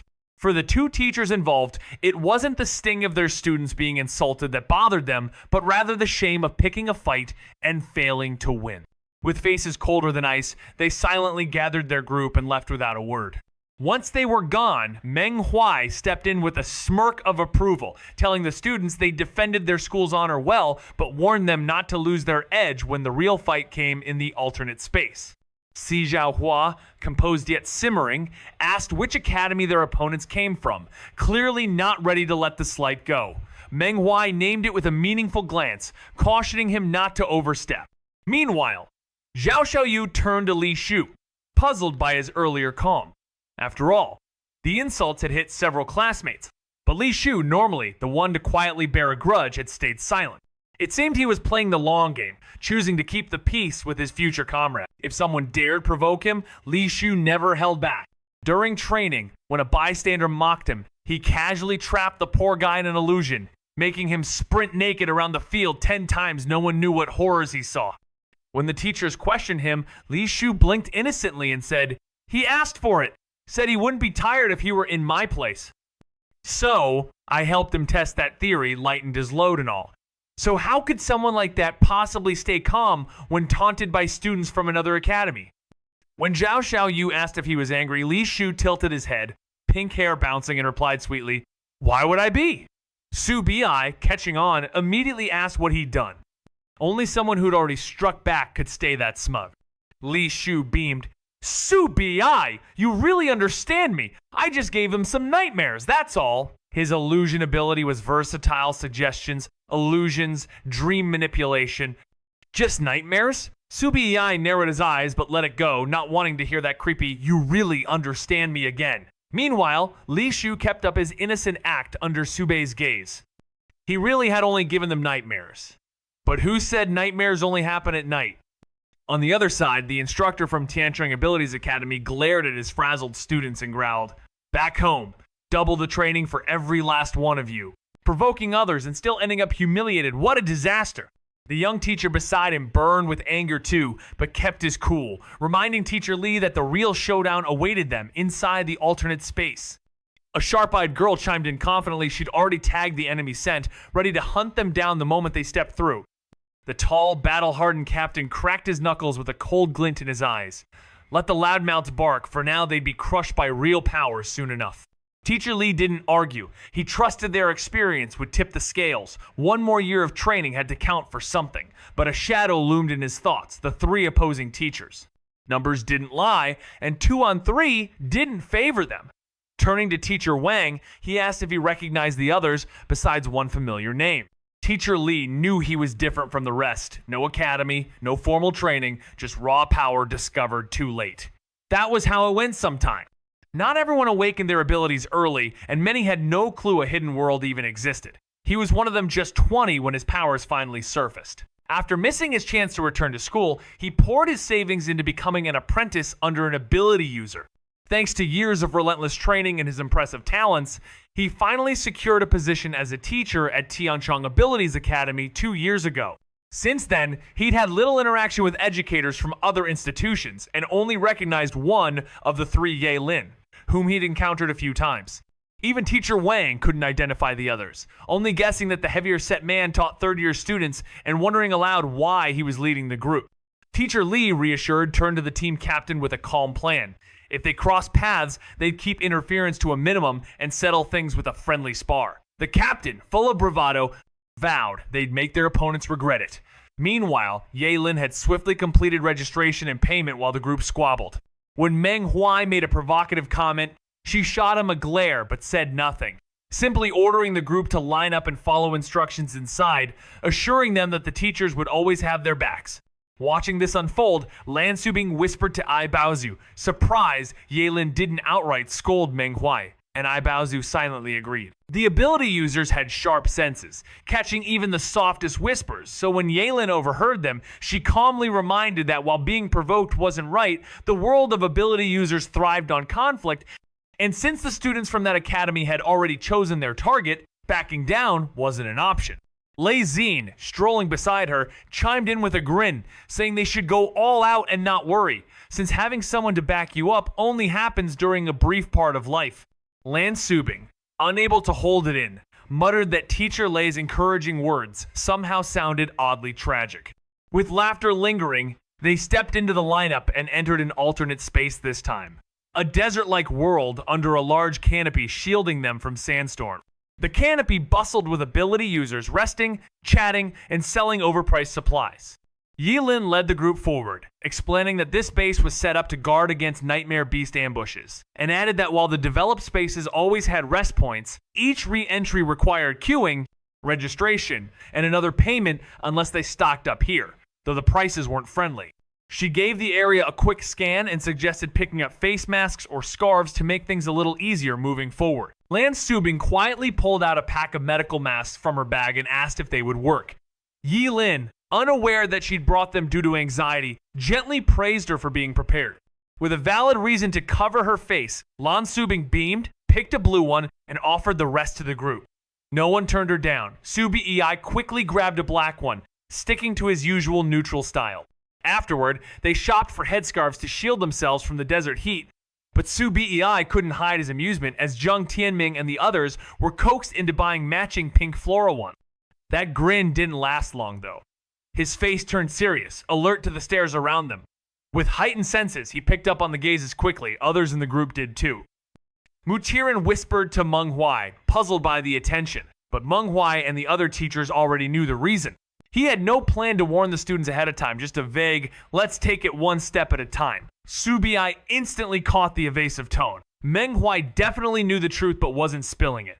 That ruled out the masks, and if Meng Huai knew, then Ye Lin surely did too.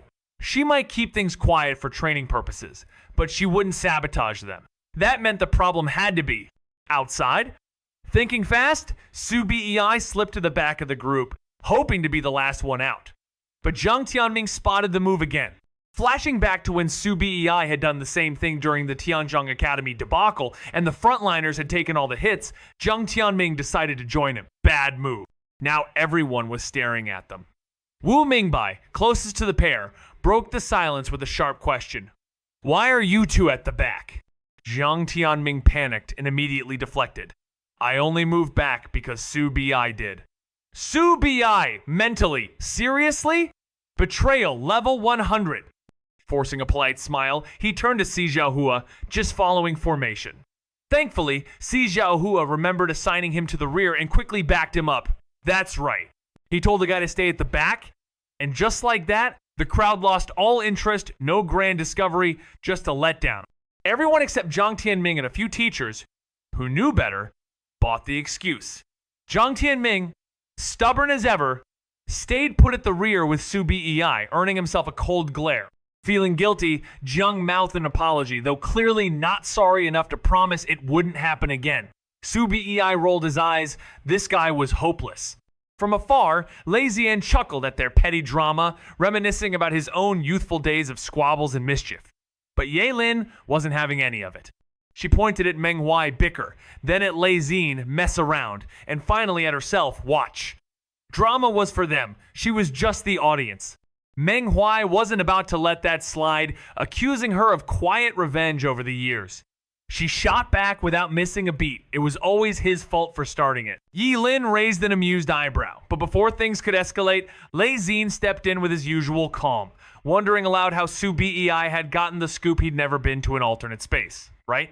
Yi Lin, shifting to her usual composed self, explained that non-ability users couldn't enter such spaces without being corrupted, so he must have learned it from somewhere else. After all, it wasn't classified info. Then Meng Huai chimed in with a knowing smirk, suggesting maybe Su Bei was an early awakener, already mastering advanced level mental power. That bombshell stunned. Yi Lin and Lei Xin student files from the S-Class were heavily encrypted, so only insiders like them would know. Lei Xin scratched his head, muttering how he didn't hit that level until 25. Yi Lin chuckled, teasing that other ability users would lose their minds hearing that, but she meant it reaching that stage took insane talent and perseverance. Most people never even made it, and hitting that benchmark before 30 was like spotting a unicorn. If Lei Xin felt inadequate, everyone else might as well start banging their heads against the wall. Su Bei achieving advanced level mental power in his first year of high school? Now that's a plot twist. Just as the new students were stepping out, Meng Huai gave the heads up showtime. Everyone at the rest stop perked up, hungry for action. Right on cue, two shadowy figures erupted from the ground, targeting Si Zhaohua and crew outside the safety zone. Si Zhaohua reacted in a flash, sprouting wings to shield one side, while Mo Xiaotian threw up an air wall on the other. Then bam! An earthen wall shot up from the right, courtesy of Wu Mingbai. With the ambush momentarily halted, the team spotted their enemies. Nightmare beasts resembling overgrown sand rats. Lan Subing calmly removed her mask and whispered, "Freeze!" Instantly, the rats were immobilized. Mu Qiren took the chance to slam one into oblivion, and Mo Xiaotian's upgraded air cube exploded with pinpoint precision, vaporizing another. Teamwork, powers, and pure cool under fire, it was an entrance worth watching. Li Shu somehow tapped the nightmare rat on the head, and boom, it dropped like a broken puppet. The last rat didn't last long either. Qi Wang's Phoenix Flames hit it dead on, and even the toughest nightmare beast would have gone up in smoke, let alone those squeaky little things. Just 60 seconds later, all four were toast. Silence hung in the air, then came the clapping. Lots of it. And right after that, the crowd buzzed with disbelief. These kids are monsters. Wait, it's over already? Did I blink too long or what? No way they didn't see that coming. Which academy are they even from? Only then did the group realize the earlier tension wasn't fear, it was pure spectacle. And while everyone else had fought, four figures still stood untouched inside the barrier, looking like they hadn't even warmed up. Why were Feng Lan and Zhao Xiaoyu there too? Turns out, Zhao Xiaoyu had been shadowing Feng Lan after watching his solo match and noticing his eerie ability to sense danger very different from Su Bei's style. When she saw him retreat with a frown, she followed without hesitation and dodged the chaos completely. Wu Mingbai, both amused and annoyed, raised an eyebrow at Jiang Tianming and crew. No heads up for the rest of us? Lan Subing joined in with a glare, but Jiang Tianming simply shrugged, blaming their own choice not to follow Su Bei. His glance towards Su Bei said it all. He wasn't going to risk crossing him again. All eyes turned to Su Bei, and Si Zhaohua pushed for answers. If Su Bei admitted to using them as test dummies, things would explode. But cool as ever, he deflected with a casual shrug, echoing Jiang Tianming, "The teachers didn't say anything, should I have?" Zhao Xiaoyu, under Ai Baozhu's glare, quickly backed him up with a nervous, "Same here." Teacher Ming and his crew kept quiet on purpose. They were testing everyone. Lei Xin strolled in, clapping with a smirk, teasing Meng Huai. "Nice job shifting the blame, troublemaker. Any final words?" Meng Huai scoffed, "Extra training when we're back." Cue collective dread Jiang Tianming, and the gang visibly crumbled. Their current training was already brutal. Now it was double the pain for nothing. They should have just left earlier. Outside, Wu Mingbai and the others were laughing until Meng Huai snapped. "What are you laughing at? You're all getting extra training too!" The groans echoed. "No!" Enter the good cop. Teacher Yi Lin, calm and composed, gently explained they'd been testing reaction and observation. With nightmare beasts lurking near outposts, this kind of situation wasn't rare and not something textbooks could ever truly prepare them for. Jiang Tianming would never forget to scan the area again. Lei Xin chimed in diplomatically, "Those who stayed passed the observation test. Those who stepped out passed the reaction test. Balance. Restored." Everyone had done great, but now the real journey began, a shift from the forest to an endless desert, blazing and barren, where visibility should have been an advantage. But after that surprise ambush, they all knew better. The nightmare beasts could hide, even here. With caution in every step, the team pushed forward, leaving the rest stop behind as the dunes swallowed the horizon. The silence was eerie, the landscape vast and lifeless. Then Su Bei halted, glanced back, and dropped a bomb. The teachers are gone. That got everyone's attention. Sure enough, their instructors had vanished without a trace. Mo Xiaoqian was confused, while Si Xiaohua, ever the calm one, guessed they were being tested. It made sense without the teachers watching, they'd stay sharp. But just as he tried to say aloud that the teachers were secretly still trailing them, the words stuck in his throat. He literally couldn't speak the truth. His eyes widened in disbelief. After several tries, he finally figured out the unspoken rule. The teachers didn't want anyone spilling the truth. But let's be real, who would actually believe the teachers left without secretly tailing them? Apparently, Mo Xiaotian did. Nearly melting in the desert, he envied the teachers, assuming they'd escape to the comfort of a hotel. Si Xiaohua could only stare in disbelief.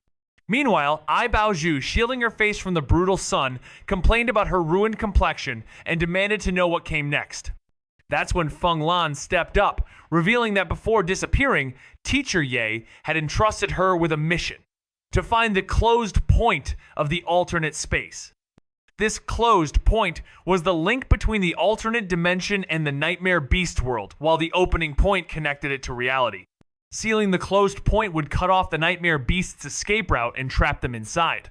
Luckily, everyone had brushed up on alternate space theory beforehand, so they knew exactly what was at stake. Li Shu, with a sarcastic glint in his eye, remarked how the teachers must really hold them in high regard, a statement that, despite its tone, no one disagreed with.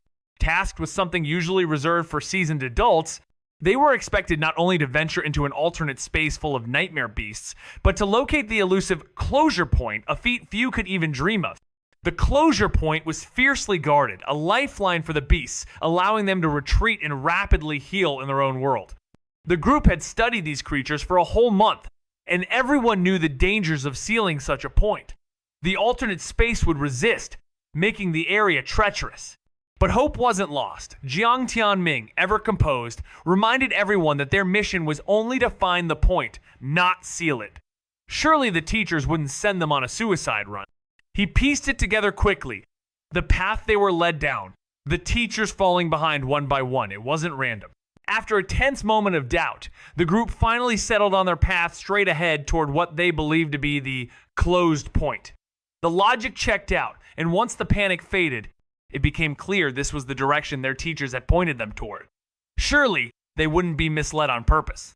With conviction in his voice, one of them pulled out a compass and confirmed they were heading due north, then asked if anyone lacked one just in case they got separated.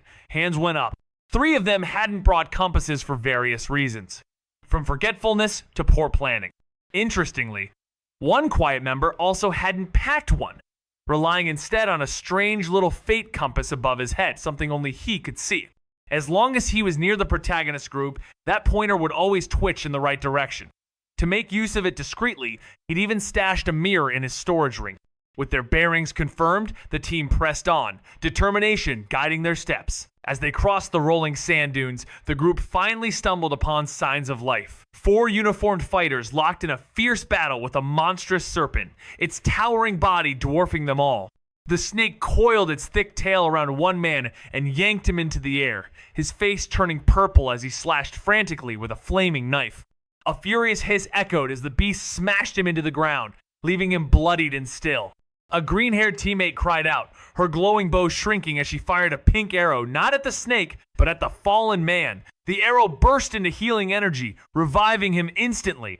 With no time to waste, the remaining two charged forward, one with a dragon staff striking at close range, the other shielding the archer, determined to bring the beast down. They were clearly trying to distract the snake and rescue their trapped comrade, but this small team was no match for the beast.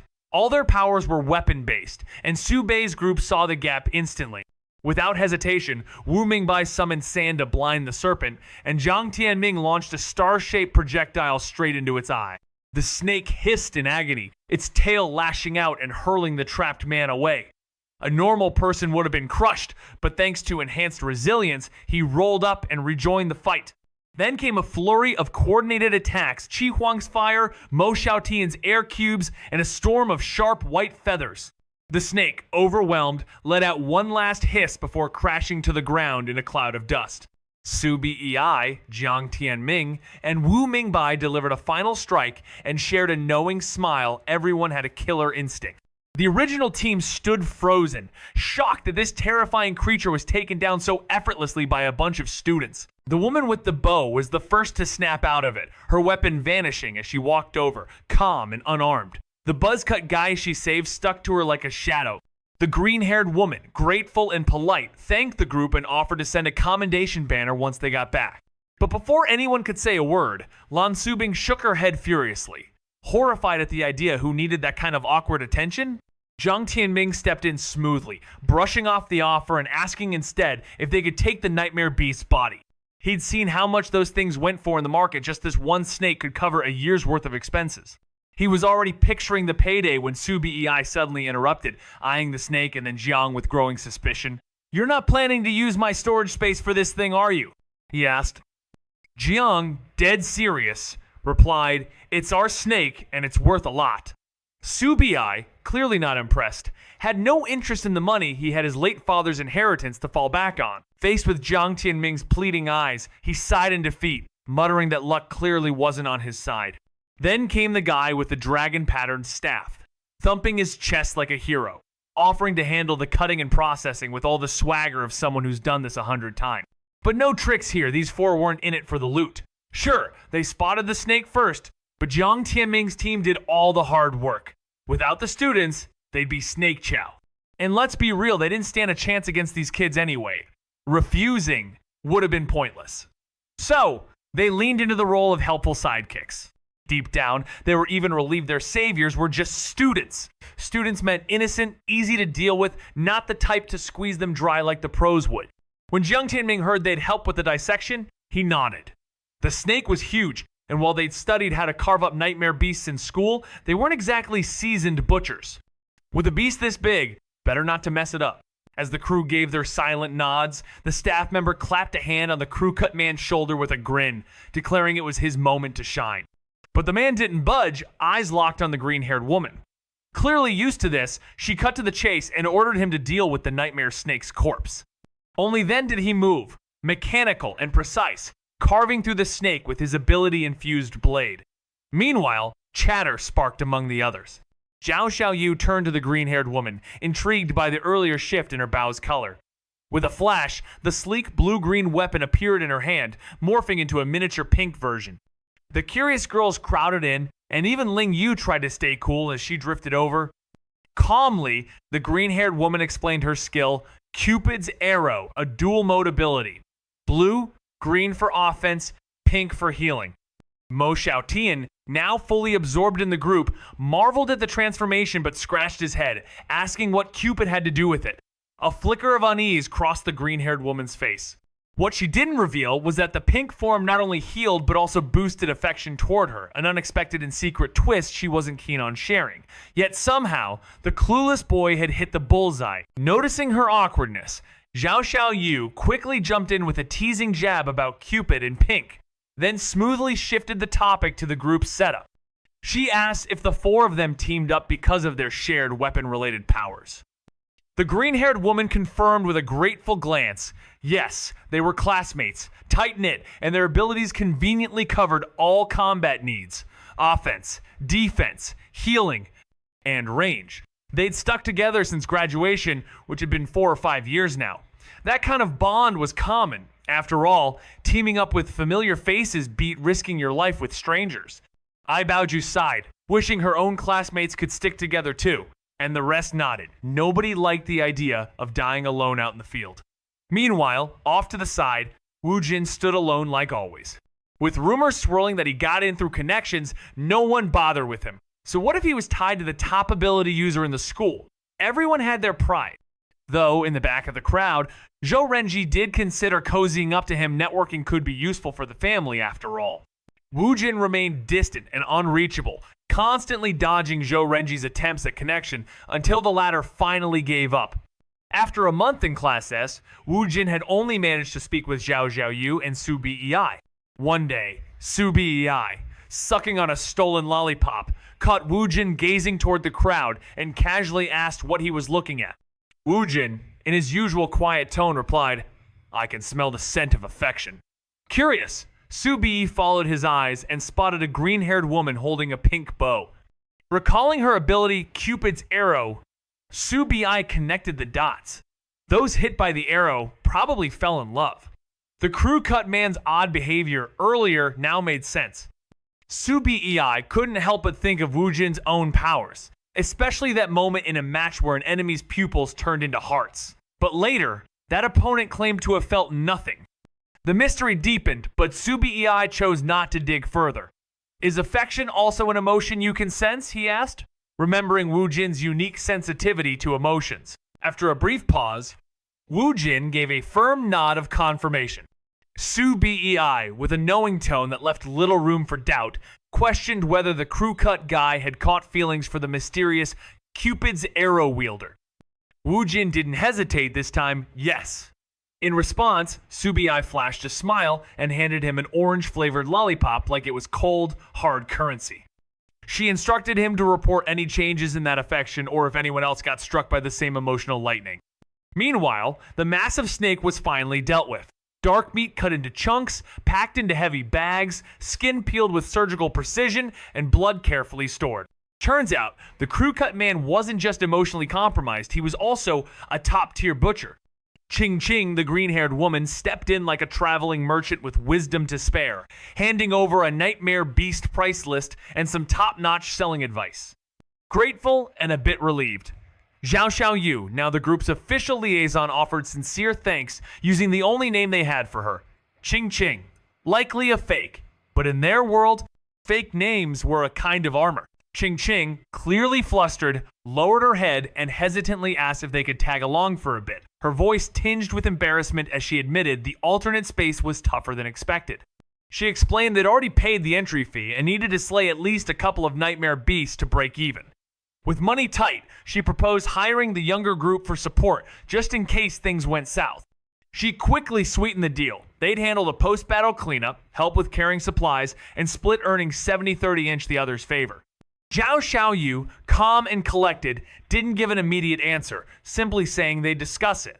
That was more than enough for Ching Ching, who lit up with hope and respectfully backed off to give them space. With the group now gathered, Zhao Xiaoyu opened the floor, noting that everyone had clearly heard the pitch. Storage space was a valid concern. After all, the biggest ring back at school barely offered 50 square meters and cost a fortune. Su Bei probably snagged the smallest, cheapest unit, just 20 square meters, and even that was already getting crowded thanks to one massive snake. If they ran into another, forget it. There'd be no room left.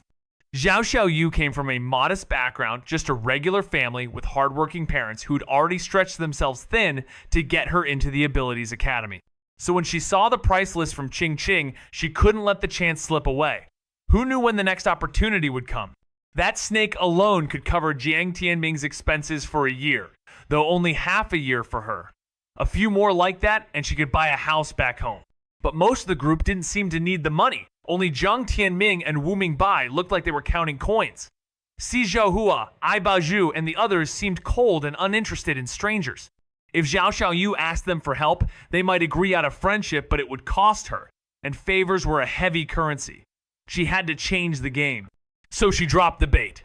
They've been doing this for 4 or 5 years. They must know something about closed points. That line flipped a switch. The once indifferent veterans suddenly looked intrigued. Motives or not, she had a point. They might not have seen one firsthand, but their experience dwarfed that of any freshman team. They didn't care about the money, but the info, that was gold to Si Xiaohua and his crew.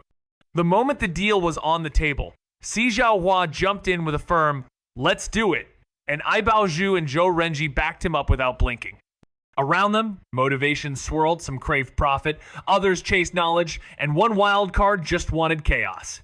That wild card? Subi, the drama magnet. In his eyes, coincidences weren't just flukes, they were scripted beats in this manga world. Injuries, mayhem, whatever, it's all just part of the show. As long as he's not the one bleeding. Agreement reached, Zhao Xiaoyu flashed a sly smile. Right before Li Shu strutted over with a faux innocent grin and a loaded question. Why was she pushing this alliance so hard? Did she and Qing Qing cook up a behind-the-scenes deal? The jab was clear. Li Shu had caught a whiff of Zhao Xiaoyu's quiet power play, realizing this wasn't just about some vague closed points data. Normally, people kept their mouths shut. But Li Shu, she couldn't resist poking the fire. No one needed to call her out, but Li Shu wasn't your average kid. No one knew what Zhao Xiaoyu had done to tick him off, but he was clearly out for revenge. Zhao Xiaoyu fumed. Was this his way of getting back at her for butting into his chat with someone earlier? Seriously, did he have nothing better to do than stir the pot? And calling her sister? If she had a brother like him, she would have clobbered him ages ago. Still, technically, calling her sister wasn't that far-fetched. Turns out Li Shu, born in December, wasn't even 15 yet, the youngest of the bunch. Reminding herself not to stoop to a kid's level, Zhao Xiaoyu took a breath and fired back half-jokingly, "Yep, we struck a deal. She's paying me $1 million to trick you all into teaming up with them." That line cracked everyone up, diffusing what could have turned into a full-blown trust meltdown. Li Shu pouted, but didn't push it. After a month with this crew, he'd figured out one thing. None of them, boy or girl, were falling for his usual mind game. Sure, catching Zhao Xiaoyu's misstep earned him a moment, but pressing further after her joke would have just made him look petty. Ugh, how frustrating. In a class filled with either silent geniuses or utterly hopeless fools, Li Shu found himself unbearably bored until his eyes landed on Jiang Tianming. There was something about him, something secretive, and Li Shu couldn't wait to dig it out. Meanwhile, Qing Qing beamed with delight when the team accepted her request, though Brother Blade seemed more interested in staring at her than anything else.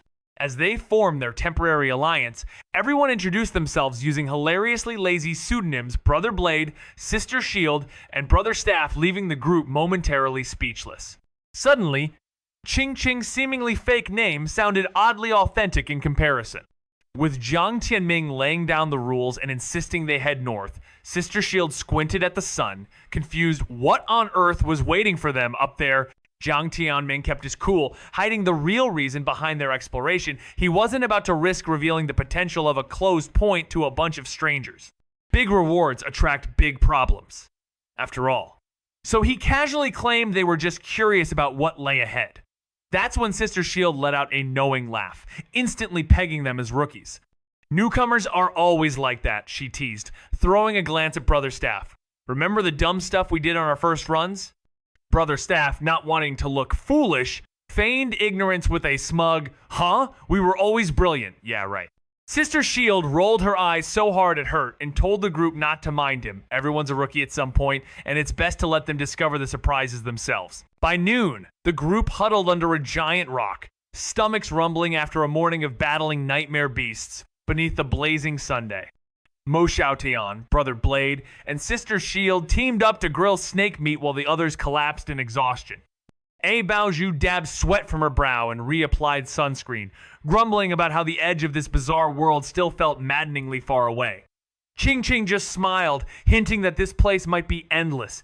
Meanwhile, Si Xiaohua chatted with Su Bei and Jiang Tianming, recalling the teacher's promise of an inn tonight, so surely the mysterious closed point they were hunting couldn't be too far. Jiang Tianming guessed it was all a test of observation skills. Then both he and Xiaohua turned to Su Bei, curious why she was so quiet. Lost in thought, Su Bei finally voiced a chilling truth. If this world had existed over a year without the closed point being found, yet the teachers claimed they'd located it in just a month, there must be something unusual going on. And she was right. No known tool could detect these elusive spots, making the search entirely manual. A whole year without success meant one thing. This closed point was buried deep, and it wasn't going to be easy to uncover. The teachers probably caught on within a month. Some obvious sign must have tipped them off. But then came the real puzzle. How did he know this alternate space had been open for a whole year? Nobody had a clue about which space they'd be entering before arrival, and you couldn't just Google that kind of thing. It was all mystery and fog. Not even the terrain was familiar, let alone its timeline. Subei just shrugged, cool as ever. Who knows where I got it from, he said, dodging the question like a pro. The others let it go, but Jiang Tianming kept thinking. Normally, Subei would have teased them with a guess, signaling he used his ability again. But this time, he said it came from another source. That meant it wasn't his ability, so where did it come from? As the group rejoined the others, Subei looked down, fingers brushing a silver ring on his index finger. A smirk played on his lips. Inside that ring's hidden storage, tucked between snake meat and talismans, sat a magazine. If the others ever saw its title, their jaws would drop. It read, Guide to the Shahai Alternate Space. All while they speculated, the rest weren't exactly slacking off either. While Qing Qing and her team were deep in discussion about alternate space, Zhao Xiaoyu slyly redirected the topic to the elusive closed points, though that wasn't her real reason for being there. Qing Qing, with a resigned smile, admitted they'd only seen one years ago during a school trip. Sister Shield jumped in, explaining how most schools made sure students saw at least one within 3 years. Zhao Xiaoyu and Wu Mingbai exchanged glances.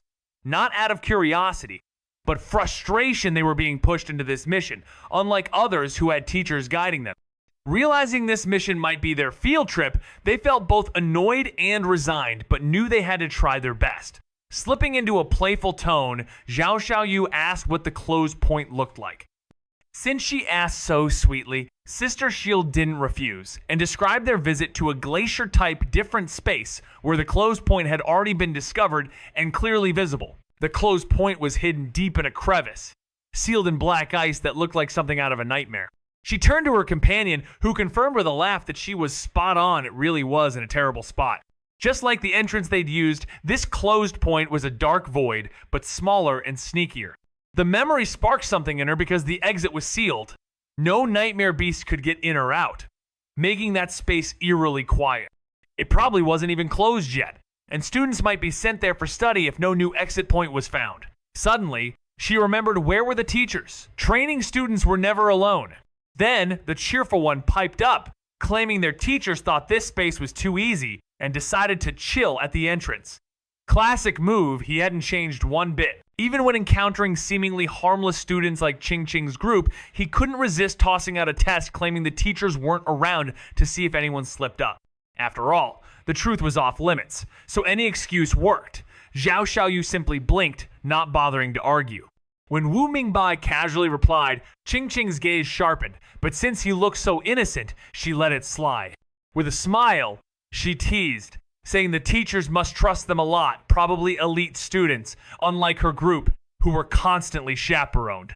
Wu Mingbai bashfully agreed, playing the modest card, head tilted, smile sweet, making him look every bit the harmless brown-haired boy. Behind her, Jiang Tianming and Lan Subing silently gagged at the performance. Amused, Qing Qing pressed on, eyes twinkling, confidently guessing they were from Class A. Wu Mingbai confirmed it with a nod and a self-deprecating laugh, claiming he only got in by luck and was probably the worst in the class. Qing Qing's gentle words made Brother Knife bristle with envy as he glared at the shy boy nearby, while from afar Subei watched, sensing that Brother Knife might snap any moment. The age gap between the boy and Qing Qing wasn't too wide enough to make the smitten Brother Knife feel uneasy. Suddenly, Brother Knife staggered, clutching his head, only to be steadied effortlessly by Brother Staff. He quickly claimed he was fine, but his jealous gaze now seemed oddly deliberate, as if staged. Had Qing Qing given him a warning? As Subei pondered, the quiet figure in the corner suddenly stepped forward, declaring, "It's gone!" Making Subei realize that the strange love spell affecting Brother Knife had finally worn off after lasting surprisingly long. From 9 a.m. to 1 p.m., 4 intense hours, Subei observed Brother Knife with a sharp eye, intrigued by his act of feigned affection for Qing Qing even after breaking free from her influence. Was he just being cautious? or was something bigger at play? Either way, Su Bei wasn't one to trust easily. Quietly, he stretched his mental energy to monitor them, ready to intervene if things got messy, just not if it meant falling in love under someone's control and ruining his cold persona. After lunch, they pressed on through the sweltering heat, then headed north once the sun eased up. Ching Ching's group didn't question it. Zhao Xiaoyu had already smoothed things over. On their journey, Nightmare Beasts weren't the only challenge. Other ability teams crossed their path, raising the stakes even higher. A massive group marched under the fiery glow of a desert sunset, their intimidating numbers enough to keep any potential threats at bay. The sky burned with hues of orange and red, casting a poetic glow over the barren land, while smoke curled in the distance like a silent sentinel. Despite their enhanced stamina, even the most gifted among them began to falter after the long day's trek. Silence replaced their usual chatter until a sudden cry shattered the quiet. Heads whipped around to find one of their own slowly vanishing into the sand. Quicksand! Half submerged and sinking, he struggled briefly before forcing himself to stay still, knowing panic would only quicken his descent. While deadly, quicksand wasn't uncommon here, and without proper knowledge, even a strong body could disappear beneath it. But this was no ordinary crew. With powers at their command, they were trained to think clearly even in peril. Still, the sinking man's voice quivered with urgency as he called out to a teammate with earth-based abilities, desperate for help, pushing aside past grudges in the face of a common threat. They were far from friends, but he never wanted the guy gone for good. He called on his sand-controlling power, the mighty earth element, expecting to clear the quicksand with ease. Yet, to his shock, he could only freeze the sand long enough to stop the sinking. Dragging him out was impossible. A deep frown formed as he muttered that something was wrong. Maybe the quicksand's force was simply too strong to handle. The trap man turned pale, itching to accuse him of holding back but biting his tongue, wary of stirring more trouble.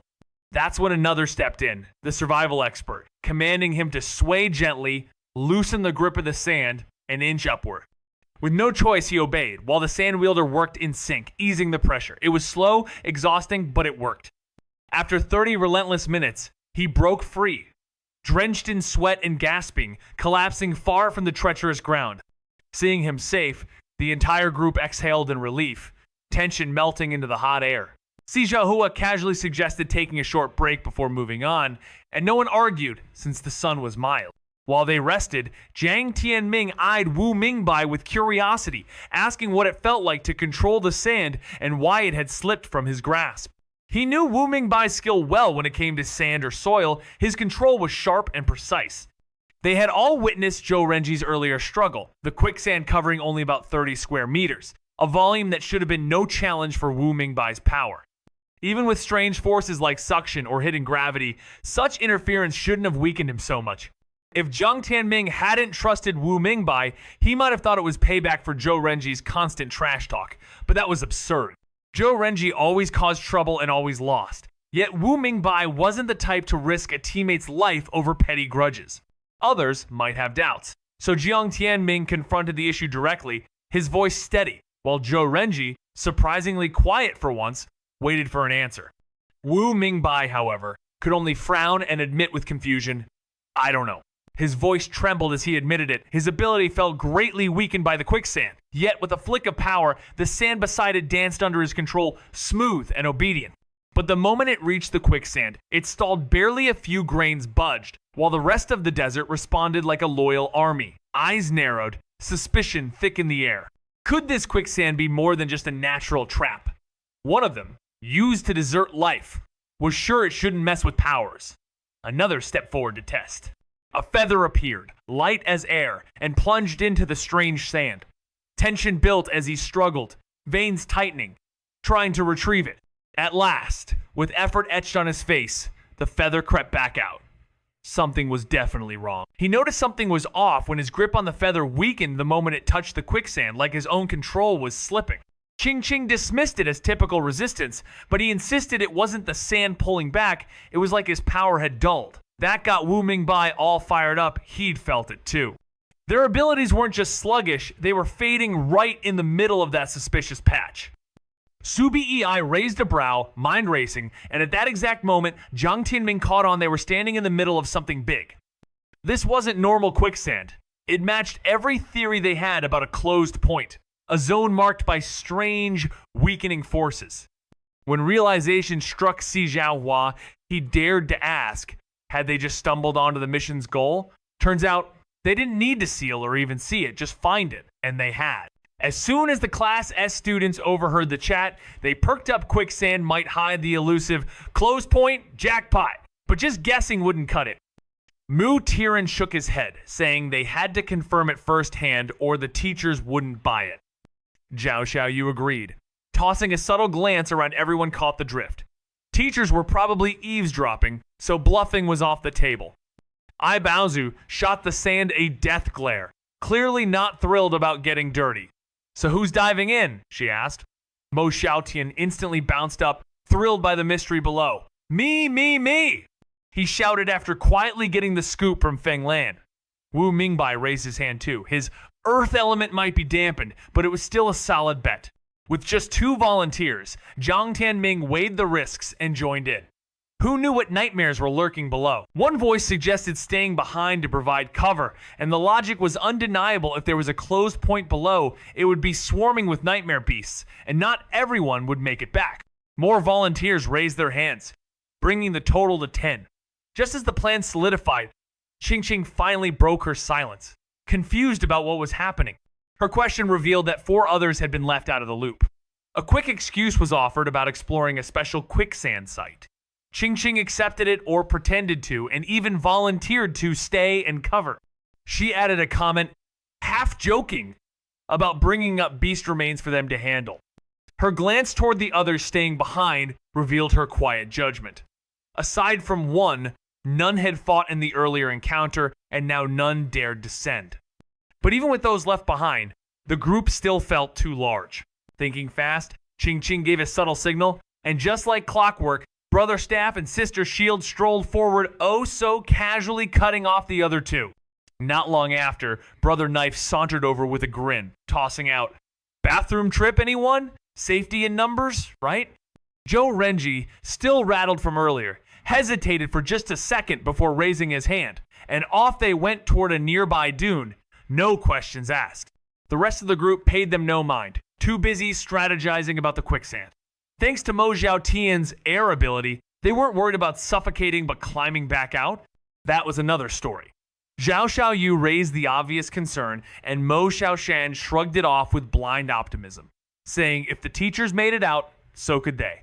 No one bothered arguing. Instead, Qi Huang turned to the group's secret weapons, Su Bei and Feng Lan. Could either of the prophets see the way? Su Bei's predictions were always vague, and Feng Lan's laser-accurate foresight was currently on cooldown. Even so, with a month of training behind him, Feng Lan had picked up a new trick that just might come in handy. Feng Lan slowly opened his golden eyes, locking onto her with a calm intensity. Just go with the flow, he said. Qi Huang, unimpressed, scoffed at the vague answer and spun around to consult the others. Su Bei, curious, arched a brow at Feng Lan. That a new trick? Feng Lan gave a rare digital smile. Yeah, your advice helped. Su Bei pointed at himself, baffled. Me? No sarcasm, no games. Feng Lan was serious. You mentioned seeing prophecy fragments. I wondered if I could tap into that with my ability. Su Bei caught on. So now you can summon those visions at will? Feng Lan nodded once. Once a day. I can ask about something small, and if it works, the images flash through my mind. The success rate was low for now. That was normal when mastering a new skill. Practice would change that. For any ability user, creating new applications of their powers was already a huge step forward. Su Bei raised an eyebrow, questioning what Feng Lan had seen. Feng Lan replied coolly. The space below had only one path. Su Bei chuckled not because the answer was helpful, but because Feng Lan had unknowingly delivered it like a seasoned riddle master. Go with the flow, huh? If the path went up, they'd follow it. If not, they'd wait for the teachers. Either way, it was all part of the journey. Taking Feng Lan's words to heart, the group chose to go down, with Mo Xiaotian crafting air cubes for everyone. Zhou Renji and Brother Knife returned, seemingly unchanged, except Su Bei caught Zhou Renji sneaking 2 glances at Qingqing. Wu Jin slid in, whispering that Zhou Renji had the scent of love. Su Bei got it instantly. The game was already in motion. Qingqing quietly slipped a pink arrow to Brother Knife, who then betrayed Joe Renji during a bathroom break. Ouch. Now, only 5 were left above. Subei, Fenglan, Wu Jin, Ai Baozu, and the temporarily compromised Joe Renji.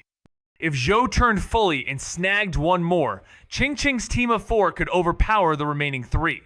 Subi Ei sensed that if Zhou made a move, he'd be the target after all. He was still the strongest. His lips twitched. Not out of fear, he knew he'd be released even if swallowed, but who wants that kind of trouble? He considered warning the others, but chose to let the story play out. Then came the shout, "We're going down!" And all 10 sank into quicksand, heads barely above. The sand parted around them, revealing Mo Xiaotian's signature air cube. Ching Ching and her group looked tempted by the trapped scene, their eyes gleaming with mischief. Subi Ei noticed, his smile cool and sharp as he stepped forward to block their view. He didn't care what chaos they caused up here, but meddling with the mission, that was a no-go. Ching Ching, with an expression somewhere between curiosity and calculation, eyed the struggling group in the quicksand below until Subei's voice snapped her out of it. Nah, she wasn't jumping in. She just wanted to see how dramatic it looked when someone got swallowed alive. But there was no time for wonder. The timing wasn't right, and the real action was still up top. Her eyes gleamed with decision as the last of Jiang Tianming's crew sank from view. A subtle signal, and Joe Renji moved in, approaching Subi Ei under the guise of a private chat. His trick only worked up close, ideally with a touch, and this setup seemed perfect. But Subi Ei wasn't buying it. One raised hand stopped him cold. "Good news or bad?" she asked. He blinked, stumbled, and answered, "Good news, of course." She arched a brow. "Liar. If it's bad, I'm gone." Then poof, he was gone, just like that, vanished into nothing. Joe Renji spun, wide-eyed and stunned. "Where'd he go? He just disappeared, you all saw that, right?" Ai Baozu was floored. Subi Ei had vanished into thin air, and she didn't remember him ever having invisibility powers. But then, something clicked. She eyed Joe Renji warily and asked about the so-called bad news Subi Ei had mentioned. Joe Renji froze for a beat, then slithered closer, whispering that he'd spill the secret. Unlike Subi Ei, Baozu didn't sense danger and let him get close, too close. In a flash, he activated his power and swallowed her whole. Ching Ching smirked, pleased only 2 left now. Subei's vanishing act barely mattered if she could control the rest, but when she turned to finish things off, her smile dropped. One of the boys, either purple-haired or white-haired, was gone. Only the white-haired one stood there, unbothered. Tension snapped as Brother Staff stormed over, fury etched across his face, grabbing Fenglan by the collar and growling, "Where's the purple-haired one?" Subi Ei glanced up and, as expected, a gaping black hole loomed in front of Jiang Tianming's group, with tiny nightmare snakes slithering out. It was the dreaded closed point. Lazian smirked, thinking it was almost over, but Minghui wasn't convinced, warning of a surprise waiting above. Subi Ei peeked into Lazian's mirror and couldn't help but laugh. Zhou Renji was busy aiding Ching Ching's crew with their sneaky preparations. The team, including Brother Knife and Sister Shield, were setting up traps. But not just any traps. Sister Shield had upgraded her ability, using transparent shields to form one-way barriers. Easy to enter, impossible to leave. Knowing they might get broken, she layered them for extra insurance. Originally tools for defense, the shields had become a trap master's dream.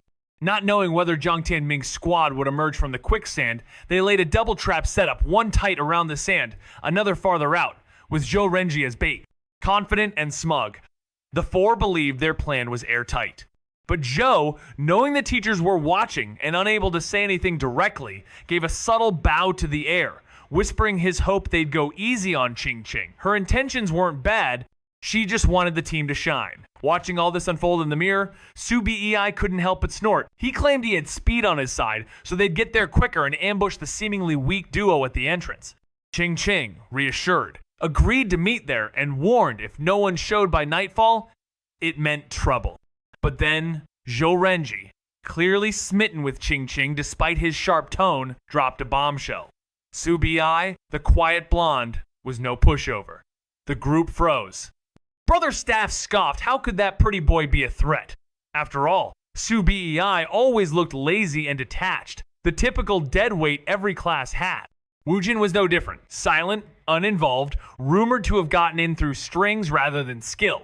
Still, both had vanished, and suddenly, one might not be the harmless slacker he seemed. Ching's gut twisted with unease. Why do I feel like we're heading straight into a trap? She muttered, as Sister Shield frowned and turned to Joe Renji with the same worry clouding her face. When asked if the 5 of them together could defeat their opponent, Joe Renji hesitated and replied cautiously maybe they could win, but there was no way they could outsmart him. This guy could literally see fate. How do you outplay that? Even with personal bias, Joe Renji knew these 4 weren't exactly strategic geniuses. Maybe it was because their school was weak, but they actually thought the teachers weren't still watching? Please. Like everyone else, Joe Renji was fully aware that even though manhwa and the teachers were gone, they hadn't really left. These were Class S students, many with powerful backgrounds. If anything happened to them without supervision, the entire academy would pay the price. Even Feng Lan, tied up as he wasn't really helpless. He was the young master of the Feng family, and if he wasn't using his protective gear, it was because his prophecy skill told him he didn't need to. Still, with Joe Renji around, as long as no one got seriously hurt, Ching wouldn't be punished too harshly. He'd do what he could to help. Noticing her worried expression, he reassured her, "Don't worry too much. I don't think Subi will even care about this." That glimmer of hope made Ching's eyes light up, and the others leaned in. Not wanting to miss a rare moment of optimism for students like them, fate clearly had something bigger in store. If Ching's power could truly control others, they'd all be lounging in comfort instead of suffering under harsh condition. When strange things started happening, Subi clearly caught on first. His quick reaction proved it. But instead of raising the alarm, he let Jiang Tianming and the others walk straight into it, then vanished the second Joe Renji got close. That alone screamed, "Not my problem!" Joe Renji, in a rare moment of clarity, pieced it all together and was pretty pleased when Ching seemed reassured. She wondered if Subi had a grudge, but Joe Renji clarified it wasn't hostility, just pure love for chaos. Subi didn't hate anyone in Class S. He just enjoyed the spectacle. He'd light the fuse, then sit back and watch it all blow up. That guy once said he liked watching plays, not starring in them. And with teachers around to take the stage this time, Subi would absolutely stay in the audience. With full confidence, Joe Renji thumped his chest and declared Subi wouldn't lift a finger. With total confidence in his eyes, he reassured Ching, making her relax. She knew he wouldn't turn on her. "Then we stick to the plan.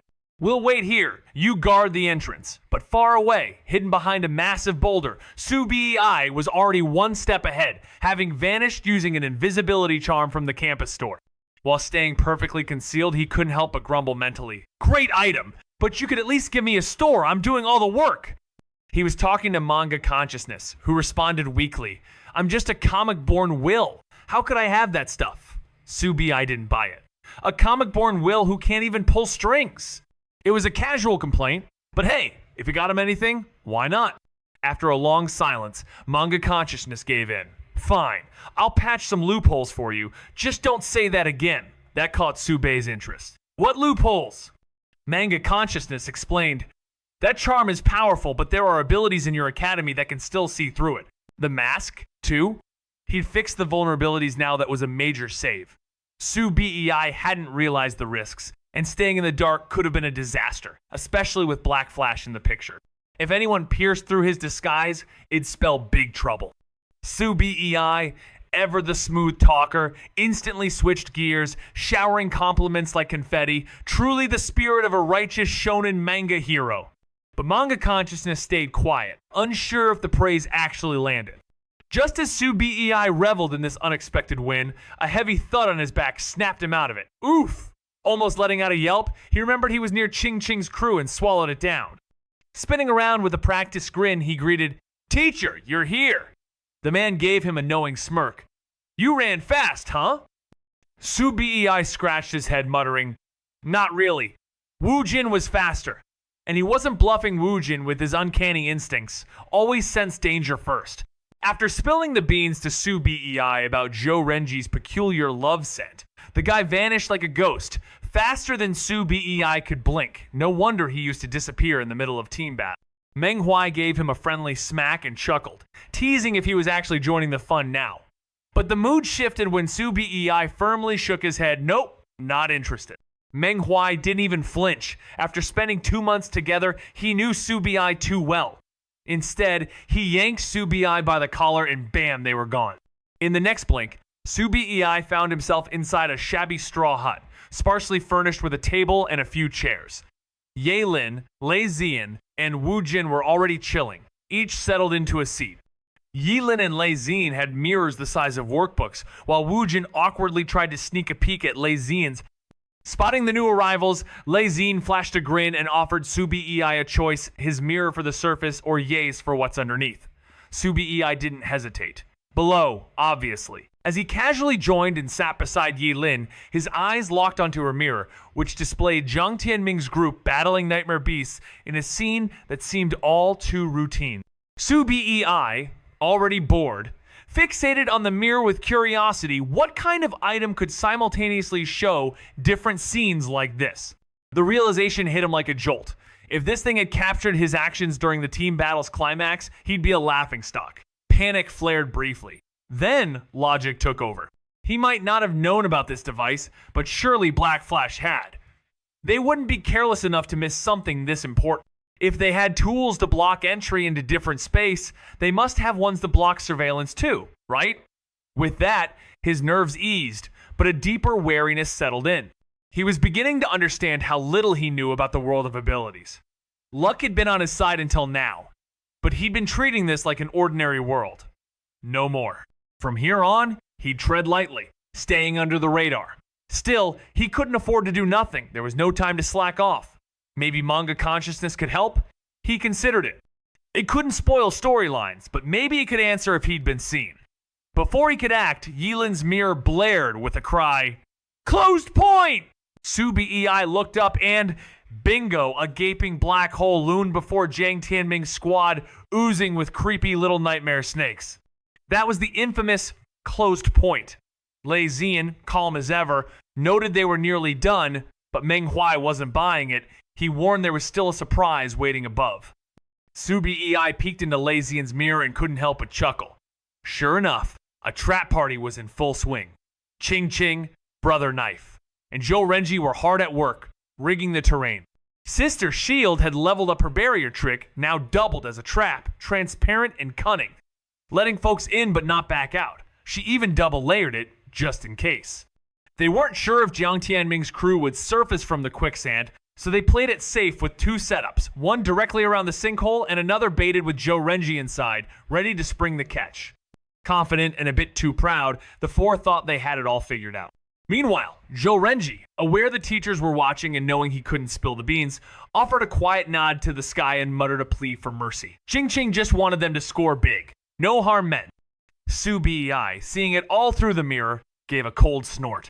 Su Bei's eyes sparkled with mischief as he teased, "Wonder what Zhou Renji will feel when he sobers up and knows we saw this," earning a wicked grin from Lei Zian, who chuckled, "You're a bad one." If Su Bei had kept quiet, Zhou Renji would have thought only the teachers had seen it, but no, he wanted him to squirm. Meanwhile, Jiang Tianming's squad wrapped up at the so-called closed point, ready to leave. As Feng Lan had said, there was only one path forward, no decision needed. Su Bei, eyeing the eerie surroundings, asked, "Teacher, this underground space, was it built by you?" The closed point was just a teleportation black hole buried under quicksand. Mazes and nightmare beasts didn't come with the package. Clearly, someone designed this death trap. Lei Zian, not even trying to deny it, shrugged, "It's for your training. By not going, you missed a great opportunity." Su Bei faked a grin and smoothly threw Wu Jin under the bus, nudging him and saying, "Wu Jin, teacher's talking about you, missing a great training chance." Wu Jin, silent but sharp, gave Su Bei a glare that said, "Really? Together?" Su Bei, getting the message loud and clear, threw his hands up in surrender and zipped it. Meanwhile, Ching Ching's crew was stewing no shade, no shelter, just a lonely boulder way out, and if they wandered too far, they'd lose track of Jiang Tianming's gang. Still, with Su Bei gone over an hour, Ching Ching eased up. Clearly, he wasn't coming back to play hero. Wu Jin, guarded by Sister Shield and Brother Staff, no worries there. Then Ching Ching lit up. Second Cupid arrow ready. Her power didn't work back to back and had a limit on how many she could keep. Now she had two again. Brother Knife's eyes gleamed. Perfect. Two more under our thumb, only the strongest. His gaze zeroed in on Joe Renji. So, who's the top dog in that squad? Joe Renji shot Brother Knife a cold glare, refusing to answer a rival, leaving Ching Ching to repeat the question with a sigh. Finally, he responded with conviction. The black-haired and brown-haired ones. Though his heart burned with love, his mind stayed sharp, naming the real target would doom Ching Ching, and he wasn't about to hand her over to danger. He knew he was under some kind of control. Love at first sight could be fate, but this long obsession? That reeked of something else. Still, if it meant loving Ching Ching, he didn't mind. After all, why would she bother controlling him if he meant nothing to her? With clear logic, he realized putting powerful figures in the line of fire would only leave Ching Ching exposed when backlash came. So he spun a lie, claiming the strongest were Jiang Tianming and Wu Mingbai, better to have annoying competition than risk Ching Ching's life. Later, in the straw hut, Su Bei's eyes sparkled. Can we replay that? She grinned, imagining the two guys' faces when they heard Joe Renji's compliment. Meng Huai, the ever-watchful homeroom teacher, might not have known all the simmering rivalries, but he could definitely smell the tension in the air, especially from the ever-troublesome Su Bei, whom he threatened with a trip to the maze if he didn't behave. Su Bei responded with exaggerated silence and a cheeky okay sign. Meanwhile, after Zhou Renji gave his answer, Ching Ching was already cooking up a plan, eyeing Feng Lan suspiciously and wondering aloud about his ability only to be shut down instantly by Zhou, who insisted it wasn't worth it. Feng Lan, after all, had survived an early capture by Black Flash and walked away unscathed. Clearly protected by more than just luck, messing with him wasn't just a gamble, it was a potential death sentence from the powerful Feng family. Zhou, visibly rattled, dismissed Feng Lan as weak and useless, urging the others not to waste their shot. Unable to risk losing control of the brown and black-haired ones, she hesitated until Zhou Renji assured her there'd be no sabotage, prompting her to relent with a sharp, "Fine, just knock him out so he doesn't alert anyone." But Renji refused to let her lay a finger on Feng Lan. "I'll do it," he insisted, striding over and pretending to strike, while whispering, "Play unconscious for a bit." Feng Lan obediently closed his eyes. Meanwhile, through a mirror, Meng Huai observed with an amused smirk, "He's clever," earning a sigh from Ye Lin, who muttered, "Poor kid. Don't tease him later." As the tension eased, the underground trek neared its end. Jiang Tianming's crew finally surfaced through a cave with the help of Mo Xiaotian's air cubes. Not far from the quicksand, but still out of sight, Mo looked around nervously. "Where's the quicksand? We won't lose North Bro and the others, right?" Si Zhaohua offered to fly up and scout, but Wu Mingbai immediately shot it down. Too conspicuous. Others might spot us. He whipped out a compass, easily finding north, but that wasn't enough. They needed the exact location of the quicksand.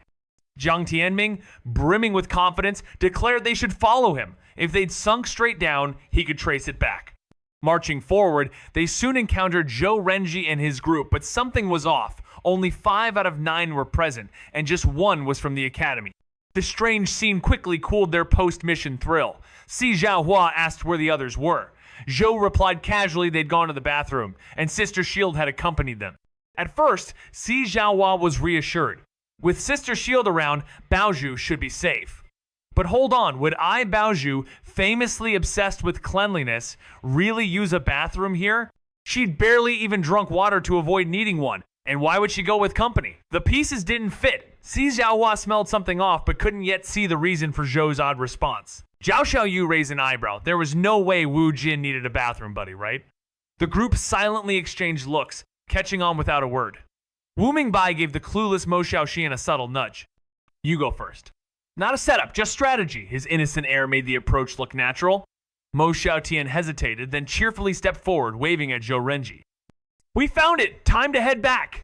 Zhou Renji didn't answer, just signaled them closer. His heart was tangled. He couldn't expose Ching Ching's secret. What if she stopped caring about him?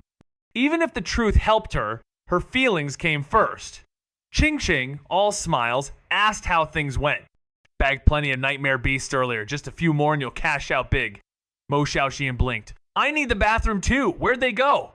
Zhao Xiaoyu raised a curious question, and Ching Ching's face went stiff as she brushed it off, claiming not to know where the others had gone and telling her to wait. Sensing something off, Zhao Xiaoyu turned to Zhou Renji, noticing his discomfort and asking if he needed the bathroom too.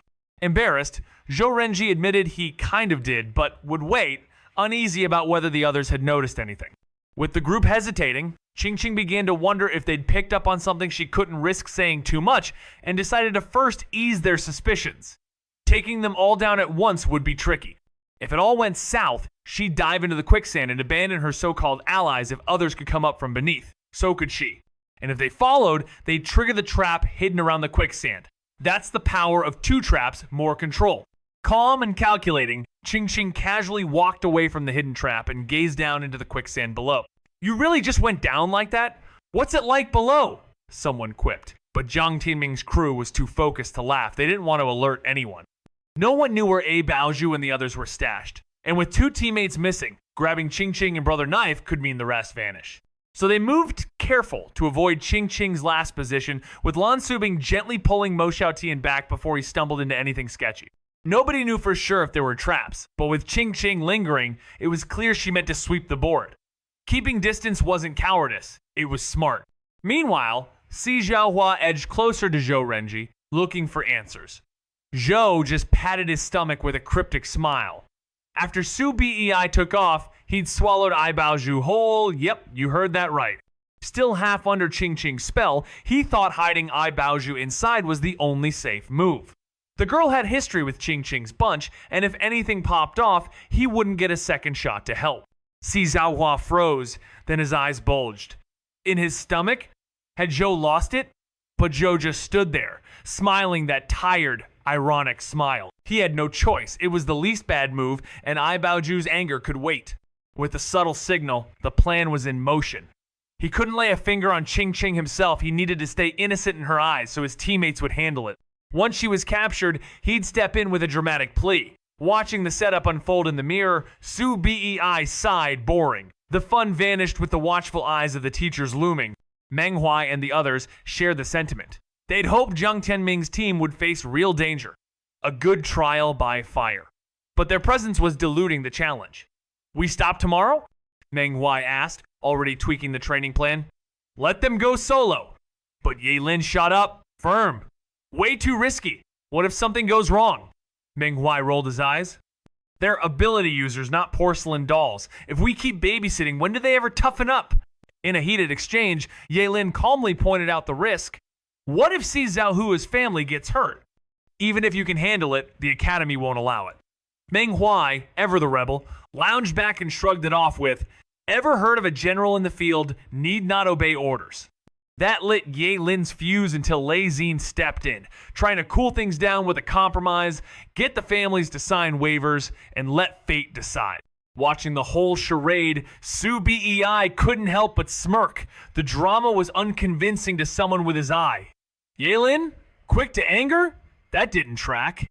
The whole spat felt staged like a clumsy ploy to make him believe the teachers might actually abandon them. Still, Su Bei played along, eyebrow raised and all. "I think Teacher Lei's idea is great." With a sly glint in his eyes, Meng Huai didn't mind if Su Bei caught on the point had been made. Lei Zian, cool and composed, gave a nod of approval.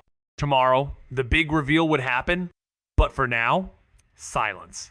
Su Bei just smiled knowingly. Meanwhile, outside, the chaos cooled down. Qingqing and Brother Knife were tied up tight. Zhou Renji put on a convincing act, and Ai Baozhu was cut loose only to explode with fury. She lunged at Zhou Renji, screaming threats, ready to tear him apart. But Si Zhaohua swooped in, quick as lightning, pinning her down before things got ugly. It's okay, he murmured, trying to calm the storm. "Let's just get back and clean up." He had his reasons. A Baozhu flared with fury, yelling she had every reason to end him, her domain flaring to life, until Lan Subing and the others rushed to stop her with a gross-out threat about dried gunk, which hit a nerve and shut her down instantly. Jiang Tianming shouted for Teacher Meng to appear, sparking shock in Qingqing, who turned on Wu Mingbai and Zhou Renji for lying about being teacher-free. Zhou Renji played dumb, claiming ignorance, pretending he believed the teachers had ditched them to explore. In truth, he'd been sabotaging Qingqing from the start, but saying that would ruin his carefully crafted image.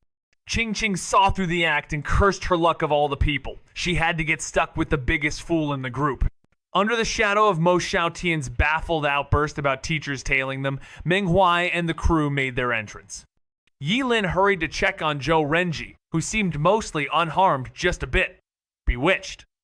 Relieved, she pulled out a soft purple vial and offered it with a calm, "This is Clarity Spring water made with my ability. Drink it." The group turned to Zhou Renji, puzzled some like Si Zhaohua, still clueless about his earlier strange behavior. But now, with the teacher's explanation, it made sense he'd been under someone's control. Still, something didn't add up. He acted both enchanted and aware. Zhou Renji eyed the potion and asked, "If I drink this, I won't love Ching Ching anymore?" Yi Lin gave a hesitant nod. Probably. She wasn't sure if it would work perfectly, but if it spared him more awkward moments, it was worth a try. Then, the twist Zhou Renji clenched his fists and declared, "No! I'm 15, and it's my first time feeling love. I'm not giving up on Ching Ching." They finally figured it out. Zhou Renji wasn't acting of his own free will. He was charmed, and not just a little. It was the kind of charm that left him fully aware, yet hopelessly devoted to Ching Ching. Even under its spell, he didn't help her do wrong, because he knew the others Meng Huai and the teachers were watching, and no harm would be done. His logic stayed intact. Yi Lin tried reasoning with him, soft and understanding, but Zhou Renji snapped like a drama queen at her evil in-law, insisting he wouldn't budge, convinced he could win Ching Ching over with sincerity. Silence followed. That charm? Absolutely terrifying. Would he lose it once he snapped out of it? Poor soul. Ai Baozhu, meanwhile, was unexpectedly relieved to be swallowed inside. At least she couldn't fall under the spell. Being swallowed was one thing. Gross, sure, but being charmed? That was mental contamination. If Ching Ching ever dared to admit it out loud, she'd rather end her own life. After taking Ching Ching with her. Meanwhile, Meng Huai had no time for drama and snatched the potion straight from Yi Lin, ready to pour it down Zhou Renji's throat. Desperate, Ching Ching broke character and begged, confessing she only ever manipulated him because she liked him, promised they'd be together if she escaped. Zhou Renji, thrilled beyond reason, believed every word. But Meng Huai had enough of the soap opera, grabbed Zhou Renji's face, and dumped the potion in. No chance to resist it, kicked in fast, knocking him out cold. Lei Xin laughed so hard his stomach hurt, but Yi Lin was all business, snapping orders, dragged the intruders to the ability government while she handled taking the kids back to the hotel. The ability government oversaw users of supernatural powers, managing missions, resources, and the development of different space. Meanwhile, at the hotel, Zhou Renji finally came to clear-headed, but filled with rage. With wild eyes, he roared for vengeance, swearing to make someone pay for messing with him. Ai Baozhu, still a mess herself, gave him a pitying glance, mumbled a polite goodbye, and darted off to shower. Wu Mingbai, eerily composed, just clapped Zhou Renji on the shoulder and advised him to move to another planet before vanishing. One by one, the others slipped away too, leaving the ticking time bomb alone. Upstairs, Su Bei sat rubbing his temples, cracking a dry joke at Feng Lan about her getting tied up again. Feng Lan kept getting caught once in solo play, once in team battles. There were reasons, sure, but it was clear he had a knack for getting captured without much resistance. Su Bei didn't worry, knowing he had protection items stashed. Otherwise, he'd have tossed Feng Lan an invisibility charm. Even Feng Lan was baffled by how often he got napped. "That sudden vanish, was it an invisibility charm?" he asked. Su Bei gave a casual nod. "Yeah, go grab some. They're fun." Just then, knock, knock, knock. The door creaked open to reveal Wu Jin, head low, purple hair shadowing his face. Su Bei got something. Su Bei told Feng Lan to hang tight and followed Wu Jin down the corridor, sunlight glinting off a small lake beyond the window. "What's up?" he asked. Wu Jin, now more open around Su Bei, explained himself. No split personality, just a habit. He'd hide behind his hair, let the world overlook him, and vanish in plain sight. With Su Bei catching a full glimpse of his face, Wu Jin couldn't keep up the stoic act and sprang to life. He admitted he felt zero anger during the teacher's argument and pointed out something fishy. Why put on a show right in front of them? Unable to decode the emotional mismatch, he turned to Su Bei, who coolly revealed the game. The teachers wanted their squabble leaked to the rest of Class S, tricking them into thinking the instructors weren't backing them. Su Bei, unfazed, didn't bother sugarcoating at no point playing pretend with Wu Jin. It all clicked for him, then spreading tension was the plan. After observing from the wings, he'd already noticed the training had fizzled, save for a few heated moments. Su Bei gave him the nod it had to be him to spread the word.